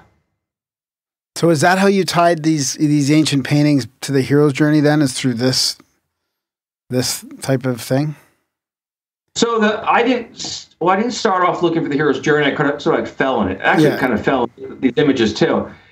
And when I was writing the book, I was talking to people. I was showing people the images, kind of testing them. And I was telling them what I was finding. This character goes from point A to B and back again. Well, then I recognized who the character was, and I said that we had the constellation Hercules. Where Hercules in mythology takes the journey across the Strait of Gibraltar into Morocco, and he climbs Mount Atlas, what we call now Jebel Tobakal. Okay? This is the story of Hercules going into North Africa to climb Jebel Tobakal, Mount Atlas.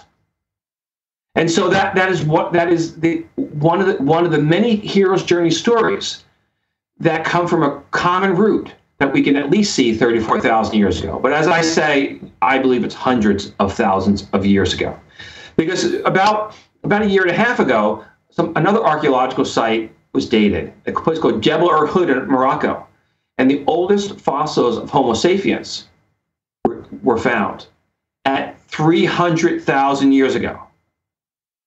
So we're talking the same place as this Paleolithic cave artist had been, and within a week's walk of Mount Atlas, the great cosmic mountain. And did that change our genetic history at all as well? Like Homo sapiens, so that would be... So Homo sapiens should be the same as you, mostly. Yeah. Think the same brain. Yeah.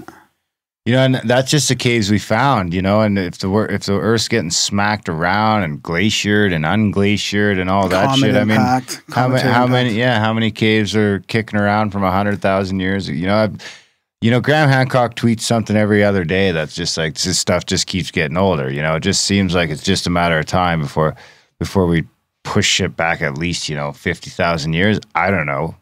I'm not thrown off by a couple 100,000 years in the slightest. Now, so prior to my work, when we looked at the hero's journey, we looked at the story of Gilgamesh, which is a hero's journey, a character who was dug up in the sands of Iraq, dated to about 4,500 years ago. And that became the oldest documented story that we have. And psychologists and historians and anthropologists and archaeologists, people looked at Gilgamesh and they said, well, he fundamentally has the same issues as we have today. The guy's a turd, okay? And at the end, he takes his journey, he encounters all these creatures, and he searches for immortality, and he returns home having lost the gift of immortality, and he sees the world in a different way, becomes a better person, okay? Fundamentally the same issues we have now in every superhero story that we find, okay? Well, I just put that back 30,000 years before that in one cave image. We've completely rewritten history, a different way of seeing the world. And so now we have to ask ourselves that, just as Picasso said, none of us could have done anything like this with respect to the Altamira cave. That there were geniuses that Picasso recognized as genius, he actually borrowed from them. Now we see images that are much more complex. So are the individuals who made these images, such as we see in this gallery of discs, are they a greater genius than anybody exists in our modern time?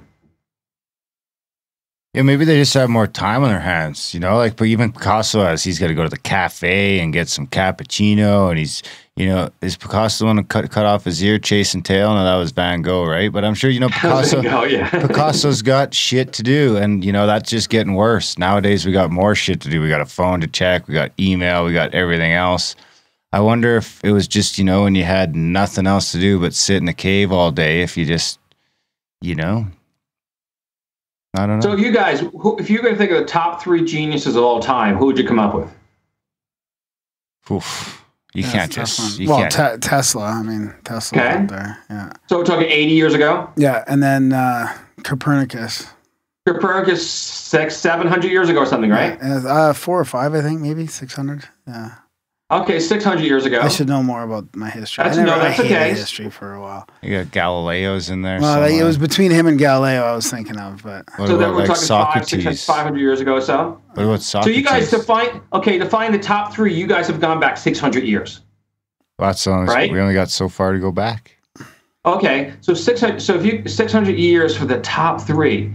Are you saying these extraordinary geniuses that brought forth something that other people hadn't done before? Yeah. So why couldn't there have been extraordinary geniuses thousands or tens of thousands or 100,000 years before? Eating too much wheat. Well, there was more geniuses back then, probably.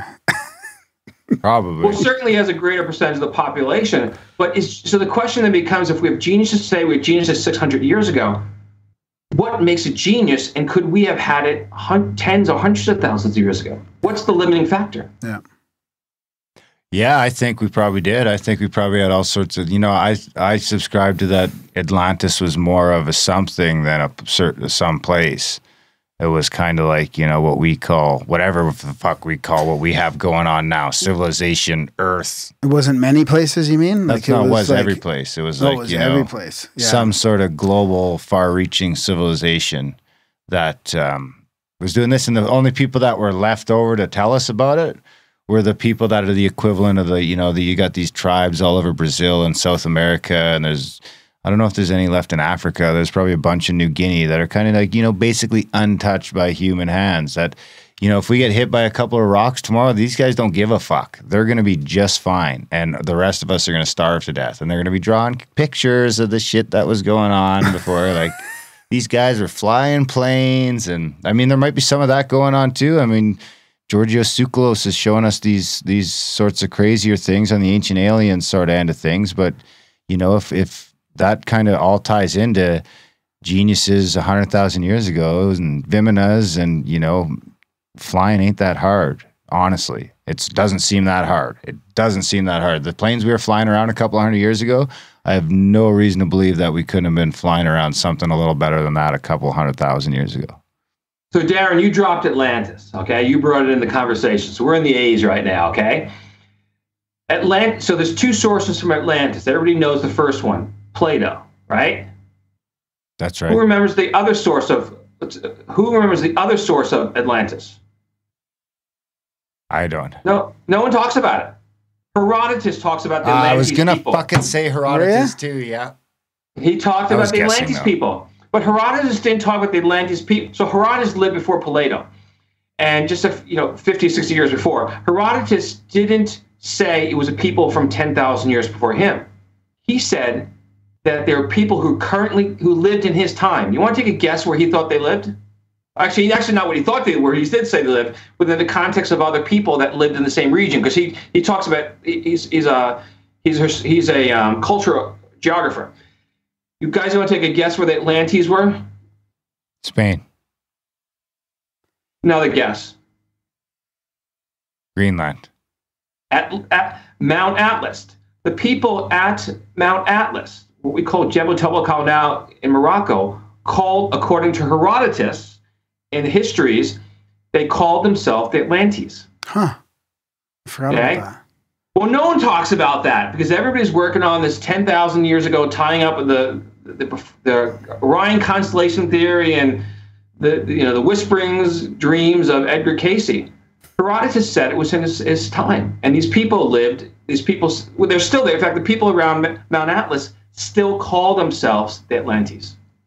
And when was Herodotus again? The exact dates of Herodotus was 50, 60 years before. With histories, Herodotus was 485 BCE. Plato was 427 BCE. Who's your top three geniuses? Extraordinary geniuses, absolutely. But still, so back to the point of Atlas. And what the natives call Mount Atlas the pillar of heaven. And they themselves take their name from it, being called Atlantes. Wow. Straight out Herodotus. Section chapter 182-183, the histories. Where so who was it that came up with that map of Antarctica that shows what it looks like underneath the ice? Piri Reis, I think. Was that back in? You're thinking about that's going back to those dates too, because that's got to be pre-ice age. I mean, where did we find that motherfucker? Maybe that's a sign. So I can't speak to the Piri Reis map. I can't do that. I don't think but here's a question. It's supposed to be a couple thousand years old, I think, or something.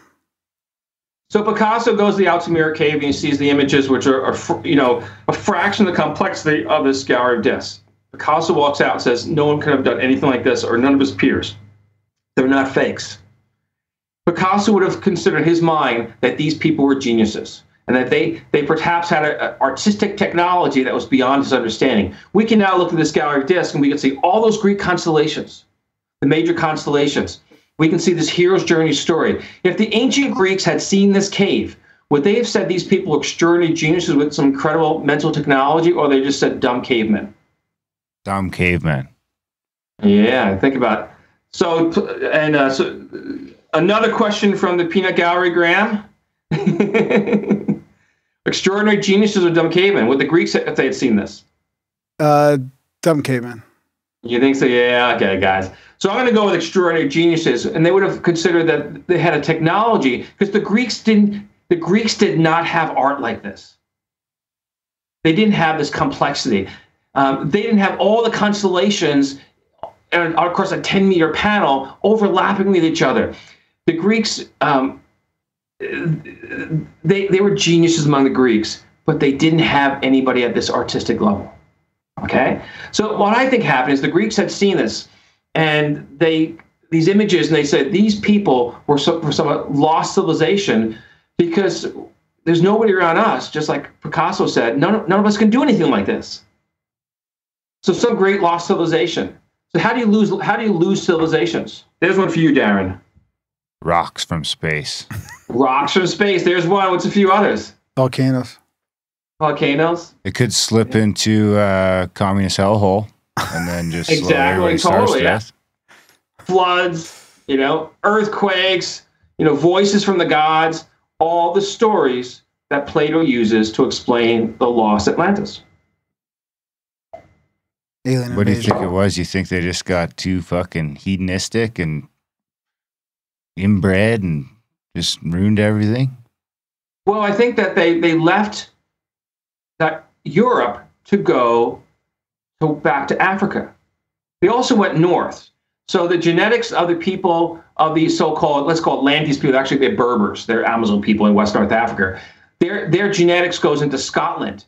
It goes into Finland, across into Siberia.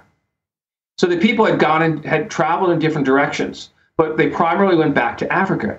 Because in Africa, these huge lakes, there's giraffes roaming around, and hippopotamus, and alligator, crocodiles, and it was a smorgasbord of food. It was like the southern the Kalahari is today. So you think that same sort of thing was going on in North America too? Because North America would have been a big smorgasbord back then as well.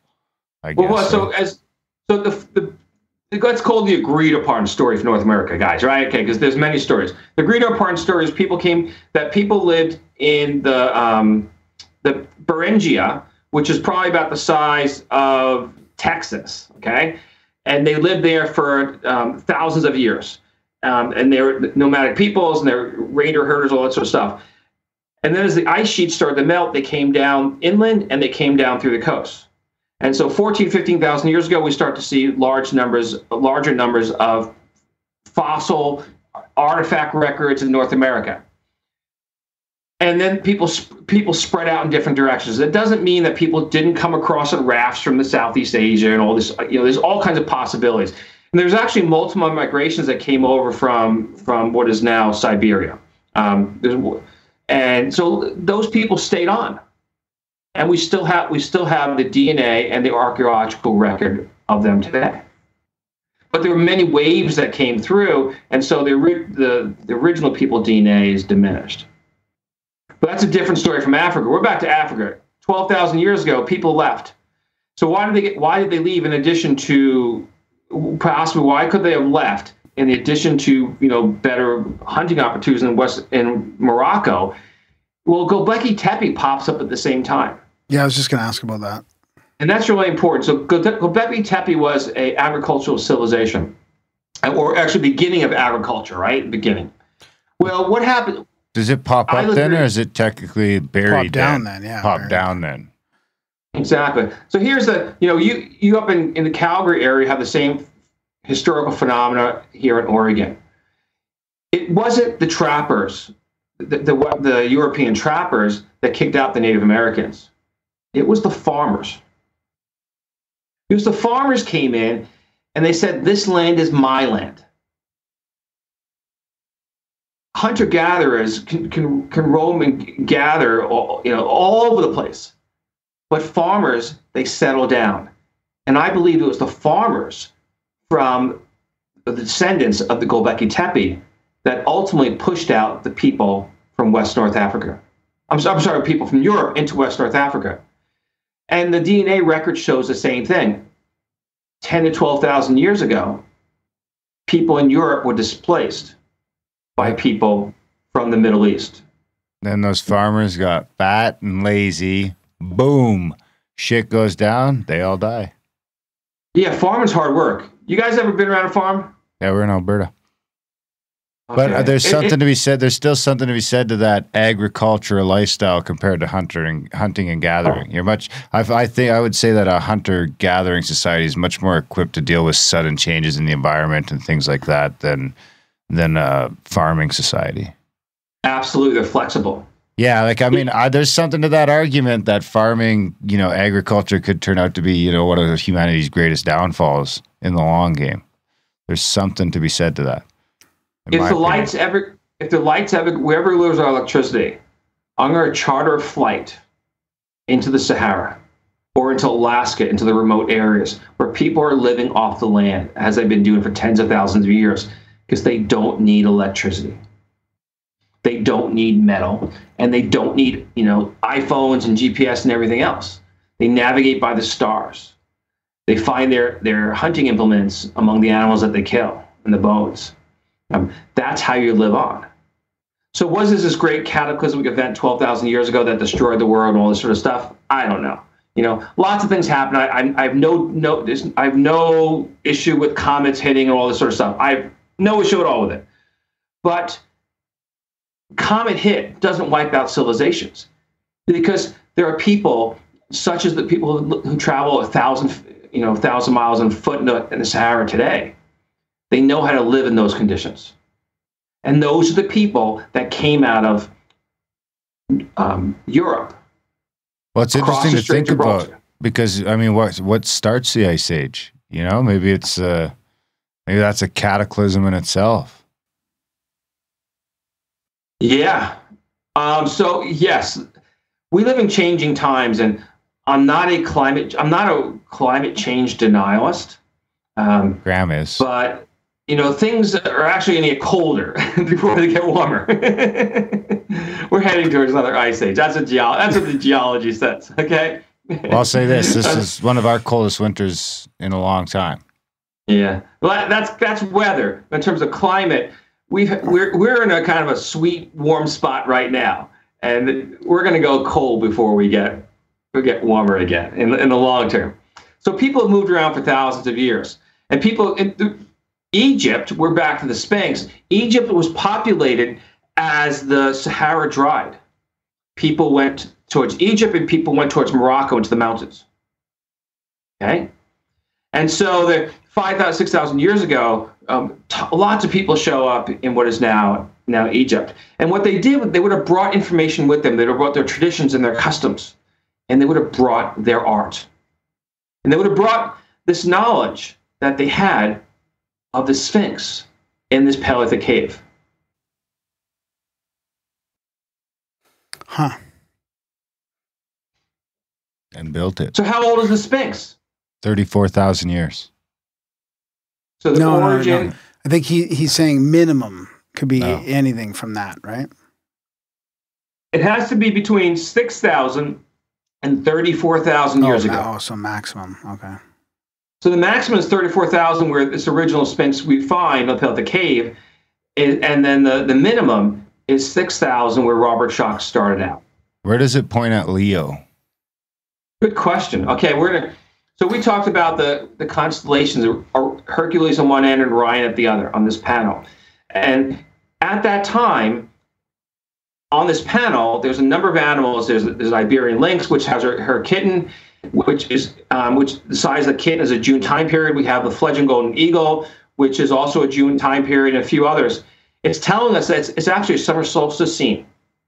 And in the summer solstice, around the summer solstice, 34,000 years ago, in that night sky, the lion faces east. So stellar faces east. Interesting. Really important. Okay? So which way does the Great Sphinx face? East. Absolutely.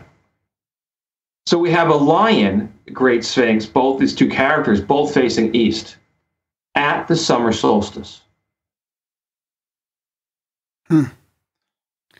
Interesting, right? Yeah, I've heard that 34,000 year and lining up with something before, for sure. Maybe it was Ed Nightingale. Oh, maybe I can't remember who it was. Yeah. So Armando May, he wrote a book called Ancient Mysteries. And Armando said, he started off with Robert Val's work, and he said, well, Robert Val's constellation orientations looks pretty good, but it's not exactly how it works astronomically. So Armando May wrote a book, and he said it was 36,000 years ago. And he was going off the vernal equinox. He has since changed his work. He's going off the summer solstice, and he's going with 34,000 years ago, 34 to 35,000 years ago. John Anthony West also said it was 36,000 years ago. He said that there's two documents of the list of kings that roughly go back to 36,000 years ago. So you can find sort of a collaborating evidence. So I'm not going with the collaborating evidence of the list of kings of 36,000 years ago. I'm going with this gallery of discs where we find the original image. So Robert Bauval's Orion constellation theory is based on the vernal equinox, where Orion and the Sphinx lined up 12,000 years ago in the supposed time of Plato's Atlantis. But it's a summer solstice scene. The Egyptians wouldn't have seen it that way. They would have had a different view of the night sky. So if we go off the summer solstice, the Orion constellation theory being worked in the vernal equinox, it's a different time of year. It doesn't add up. So we have sort of like the teacher's edition book to archeoastronomy, Egyptology, ancient history in these images. And we can see where people, the ancients, the Egyptians, the Greeks, the Romans, the Phoenicians, they had all gone back and they'd seen, and they had walked away with information that they integrated to their own history and their astronomy and their mythology. We can ask the questions, who got it right? Okay. Now, I didn't get it right because I'm not the one who made this thing. Okay. I didn't hypothesize the different scenarios in Egypt that they could have gone back to, some distant time. I just found the source book. And now we can look at everybody's ideas and their work and say, who got it right? We can say Armando May was really close. We can say John Anthony West was really close. We can say that Rob Bauval got the Sphinx as Leo as being correct. He gets credit for that one because no one else had that before him. But he doesn't get the Orion constellation theory. So there's a problem with this whole thing. Okay, ready? And this is one of the critiques of Bauval's work, is that the ancient Egyptians didn't have the lion, Leo, in their constellations. It didn't come up until about 2,000 years ago during Greco-Roman times. Prior to that, they didn't have Leo. So if the ancient Egyptians had seen this cave panel, and they'd seen these constellations, they'd seen the Sphinx, and they'd seen Leo, and so forth, how come they didn't carry forth Leo into their constellations? I don't know. It had to be somebody else. Pre-Egyptians. I mean, there's a lot. Like the Egyptians stumbled upon something, just took over the place. I don't believe the ancient dynastic Egyptians made the Great Sphinx. I don't think so either. It didn't make it. So do you think the same pyramids. people made the Sphinx as they made the Great Pyramids? So I believe I'm not a pyramidologist, but I'm actually good with the ancient Egyptians of making the pyramids. Everything points in that direction. But nothing points in the direction as ancient Egyptians, as the dynastic Egyptians have been made in the Great Sphinx. Because they didn't have Leo. The ancient Egypt, they didn't, the recreations of the Sphinx that we find in all these different museums, they started based on the Giza Sphinx. So the oldest Sphinx is the Giza Sphinx. And the source of that is 34,000 years ago. This is what I think happened, okay? And I can't prove this one way or another. But I think that another civilization had come through. And it was either prior to dynastic Egyptians or somehow kind of just mixed in there. And they made that Sphinx. Or they carved out what was naturally there. Which is the basic storyline, as the Egyptians say, the Egyptologists, except the Egyptologists say that it was they say that it was the ancient Egyptians. So was there an ancient civilization? Yes. Was there Atlantis, a lost civilization? But it wasn't Atlantis. Well, it wasn't Plato's Atlantis but they were Atlantis people who still live in the area of Mount Atlas, as Herodotus recorded 2,400 years ago. And those people had come from West North Africa. Those people were the descendants of the people who made the cave art. and made their own rock art in the sands of the Sahara. Is there any These highly chance complex images. that those pictures were drawn of the Sphinx? And they made the image. What the ones we have this original Sphinx character in the Spanish cave. We haven't found that image in the Greater Sahara as it is. I thought I saw something recently about almost fits exactly with that time frame where the DNA of our what's that blood type? The RH negative. RH negative started at that exact. I think at that time as well. Which might be. I mean, is that a coincidence that? Who the fuck was doing DNA tests 34,000 years ago? No. You can tell where it came from. How long ago? I can't remember what the date was. Did you guys ever do a 23andMe test? No. So I did mine. Okay, and in my roots, I have Scottish DNA, and the root of the Scottish DNA, according to 23andMe, is the Sahara, the Berber, the Tuareg people of the Sahara. Huh. Interesting. We're connected. We're connected. So it's fat. So we ask these questions of, what did Picasso see and what did he think?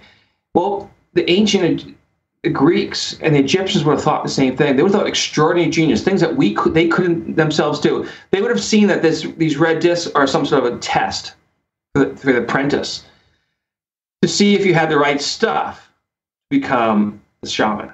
Could you see the forest, to see beyond the red disc to the animals? Could you see the forest through the trees?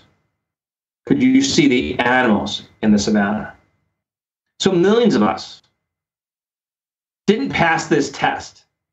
This image was broadcast all over the internet and in the popular journals and science magazines, but we didn't see it. Just as Picasso said, his peers couldn't have done the previous work. We didn't even see what was in this panel, but the ancient Greeks saw it, and others had as well. So next time you guys have someone on the program talking about Atlantis and the lost civilization 12,000 years ago, I mean, what do you say? I'm thinking about eating a whack of psychedelics and taking a look at the panel, see what pops.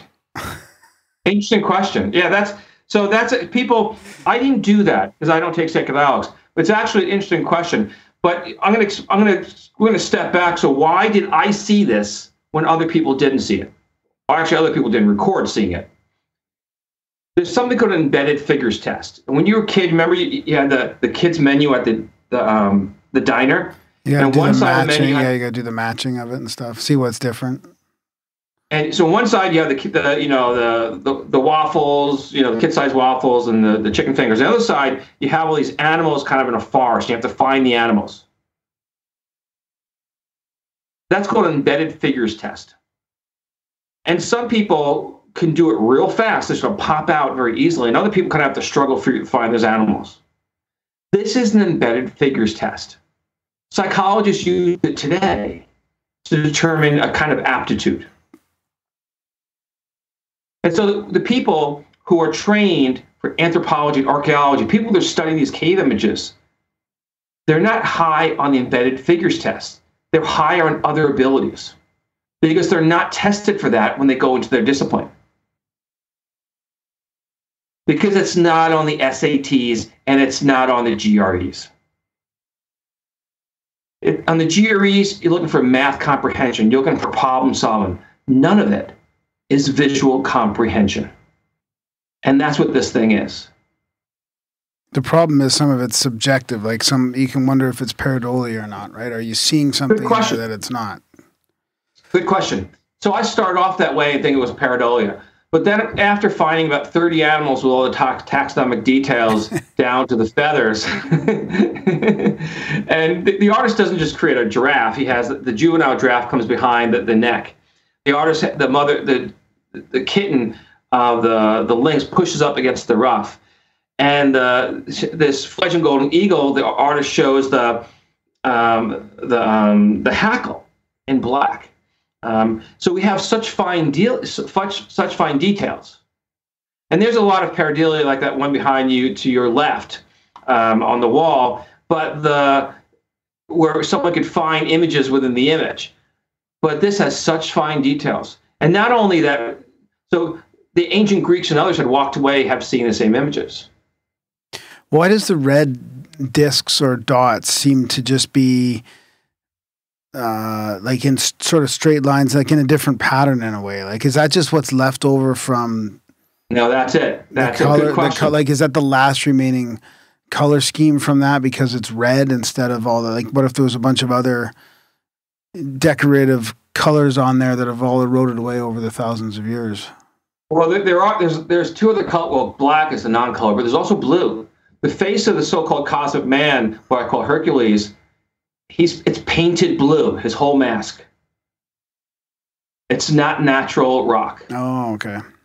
I didn't notice and that. The archaeologists actually noticed that, but archaeologists, when they did these color scans, they noticed that blue was there and actually seeps horizontally across the panel, which would be unnatural. But no one ever asked the question, well, where'd the blue come from and why is it there? So the other color so the other question is, why is there a pattern to the red discs? Well, geographically, they're going from north to south. Okay? And my guess is it's actually telling time. How many days does it take to get from point A to point B and back again? And those red discs are also, they form like the molted pattern on the neck of the giraffe. They form the eyes of the apprentice and many other characters. And those same characters are the night sky. So as this Paleolithic hero takes his journey from Spain to Africa and back again, the same animals he sees in the terrestrial world around him in the marine environment, they're projected into the night sky as the constellations as the Greeks saw them. Okay? And so those red discs are probably telling him time. How long does it take to get from north to south?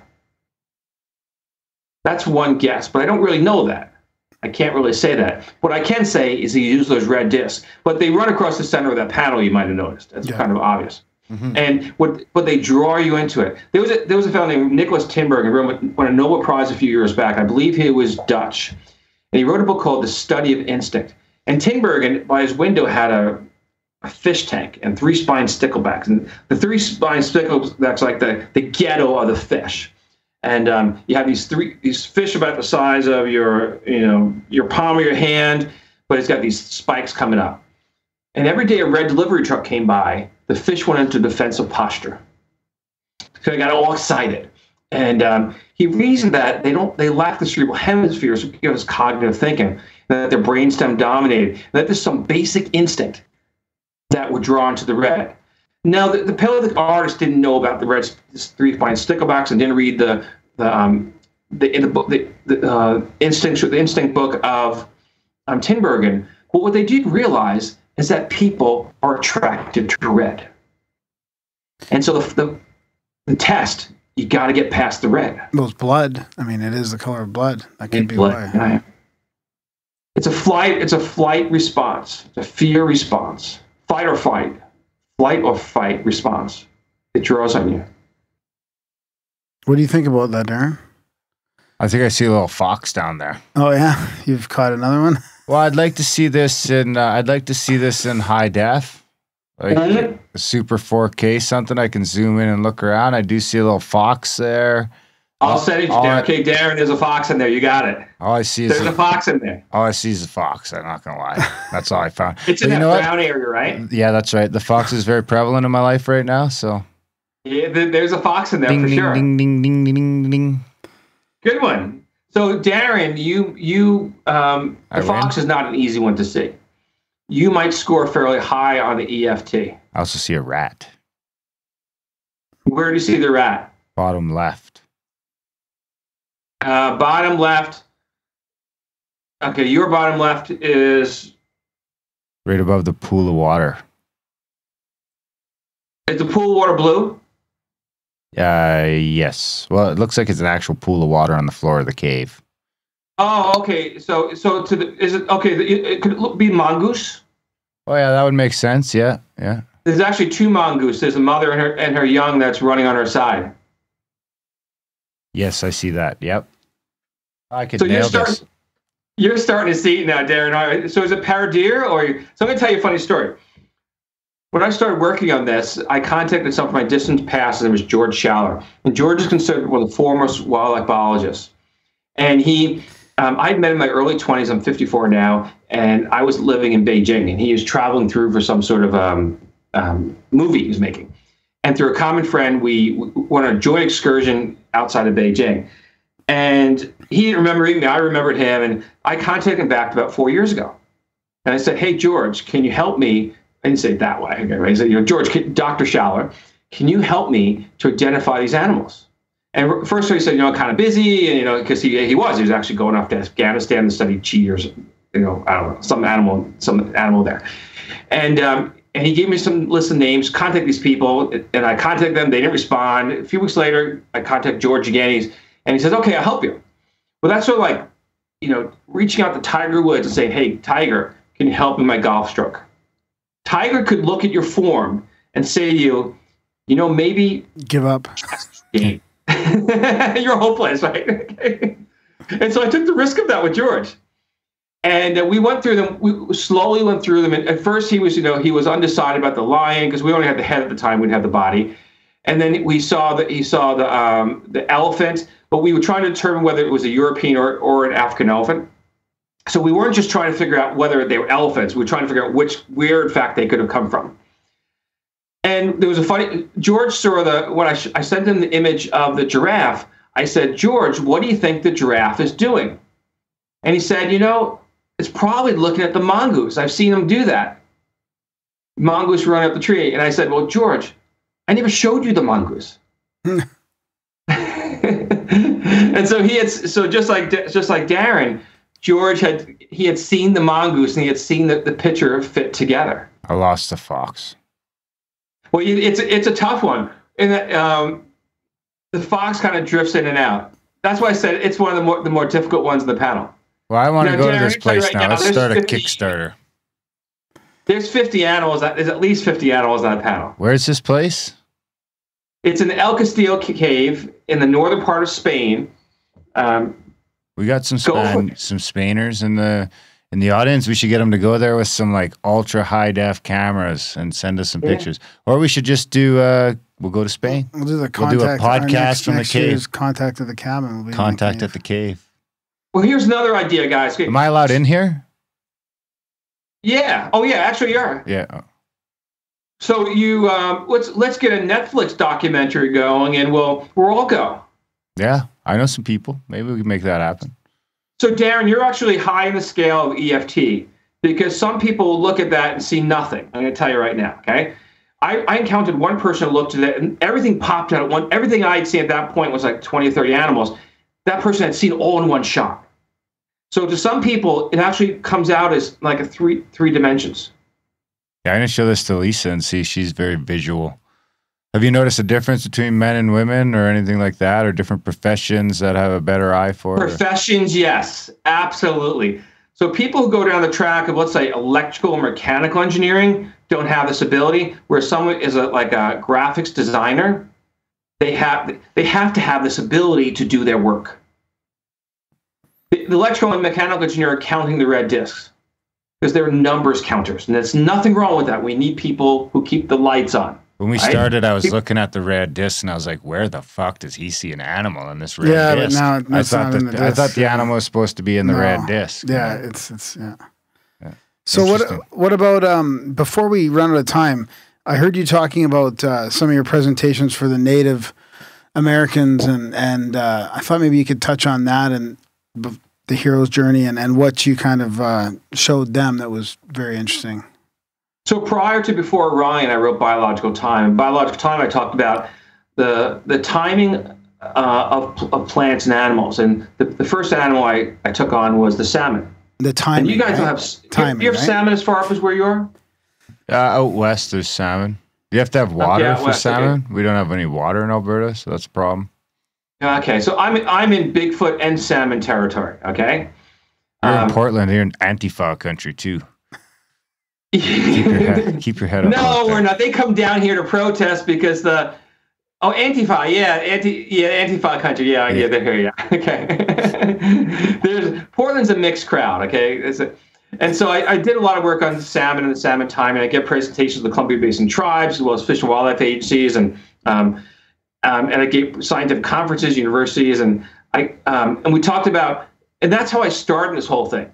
I started with the concept of plants and animals. How do people know they're time? Because they didn't have Costco's and Safeways and all these stores where they just could pull it out of a freezer. So people had to, when the Native Americans traveled to the river to get the salmon, they needed to know the salmon were there. And so I worked on this concept of the biological timing, learned that the Native Americans actually had that knowledge in their calendars and their hunting traditions.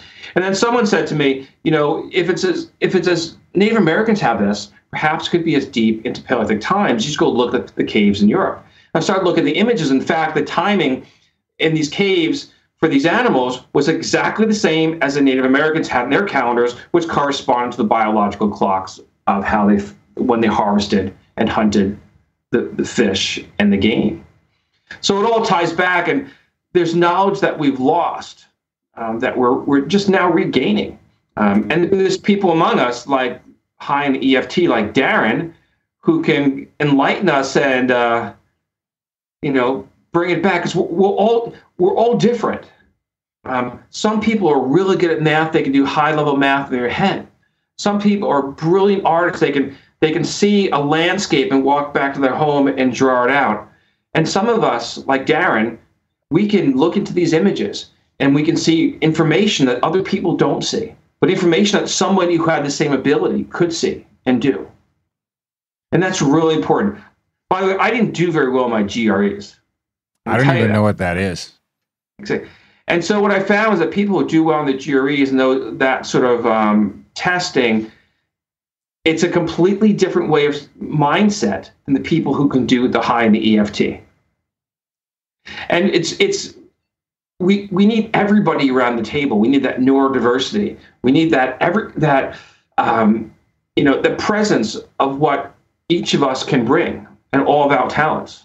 Well, that's part of the problem is you're probably lucky to get like 1/100th of 1% of people, even English speaking people actually look at pictures like this because they'll have to like look up from their phone for starters and maybe shut off football for a second as well. Have you ever tried looking at it from way back? Like it'd be interesting if they just, during the Super Bowl, boom, throw that motherfucker up for 30 seconds and see what those 30 million people come back with. Because I'm looking at it through the curtains about 20 feet away, and I see a 3-dimensional like bull or a calf kind of thing. Oh, you mean the whole thing is a bull? No. The sacred cow? Just with the 3-dimensional legs down there. You see, like. So it's got like 80% of the red dots are on the sacred cow. Yeah. The cow's sacred. So it's interesting from far back. I see different images. Actually, if I wear prescription glasses, when I take the glasses off, I actually see things more clearly. Do you ever try doing like the magic eye thing where you go up real close? Yeah, that's what I was thinking. Well, I'll tell you what. I'll go to Spain with you. I'll bring the mushrooms. It's an interesting approach. And the question is, my assumption is that people who have been taking psychedelics had seen these images, okay, either through the caves or they'd seen them in the magazines or online. But they didn't come forth with it. So I think it's not, the psychedelics won't bring this forth, but it's how you're wired. So between the two of you, I mean, Darren, you saw the mongoose right away, right? You saw the rat, but that's pretty cool. You saw the fox was a really tough one. Other things are probably roaming around your head. And what you're going to find, Darren, is that when you walk outside into the light tomorrow, your brain is kind of rewiring to do this, and you're going to see animals in the bushes. You're going to see, bunnies in the clouds, because the images itself is it not just tests the apprentice, but also rewires you to make you the ability to do it further. Maybe I'll get better at drawing stuff. Yeah, it's amazing stuff. Well, wow, so you guys, that's great. As our wrap up, how old is the Sphinx? 34,000 years. 6,000 to 30,000. Late 34, early as 6, right? Yeah. I still think. Here's the thing. I'm in the middle of watching Magical Egypt 2. So maybe it is 36,000 and they drew the Sphinx. Maybe it was all the same people. Could it all be the same people? The guy who built the Sphinx is up in Spain and he's telling these people about the Sphinx and they're not getting it. And he's like, all right, man, give me some paint. Give me a bone chisel. Yeah. So Atlantis, guys. So Atlantis. So was Atlantis 12,000 years ago, or is it did Herodotus encounter Atlantis 2,400 years ago? Here's where I'm gonna throw a curveball. I think that Atlantis was now the 36,000 years ago, and that whatever happened 12,000 years ago, that wasn't Atlantis. That was the people who maybe had some faint memory of Atlantis. Yeah. And, well, they could. So the 34. I'm gonna go with your Darren that the ancients, the Egyptian, the Greeks had seen these images and they walked away from it the same way as Picasso said this was incredible technology, and that these people aren't here today. So they must have been lost by some great catastrophe. Yeah, because you wonder if it is even paint or something like that, right? Maybe it's just like some sort of like weird 3D fucking print imaging, or Exactly. And so another question, how is genius a modern invention of the human mind, or could there have been geniuses tens or hundreds of thousands of years before? There's probably more geniuses because we didn't pigeonhole them or hold them back. Or exactly. I mean, to me, genius is pretty subjective. I think genius is fairly subjective. Correct. So exactly, the pigeonholing is really important. And as a concept, we really need to have everybody around the table and people express their own abilities. And as the final one is, how do you find my work?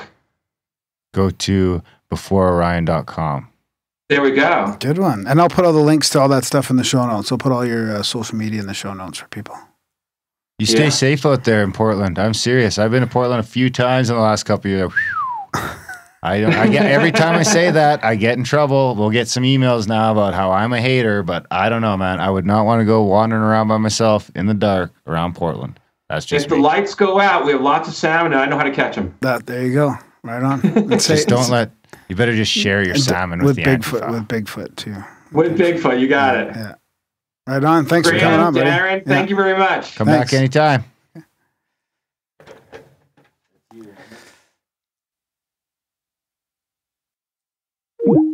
And that was our episode with Bernie Taylor. What'd you think, buddy? I think you got pareidolia. You do? You do. I could have that. Seeing animals in the rocks? No, I'm just kidding. No, there's some.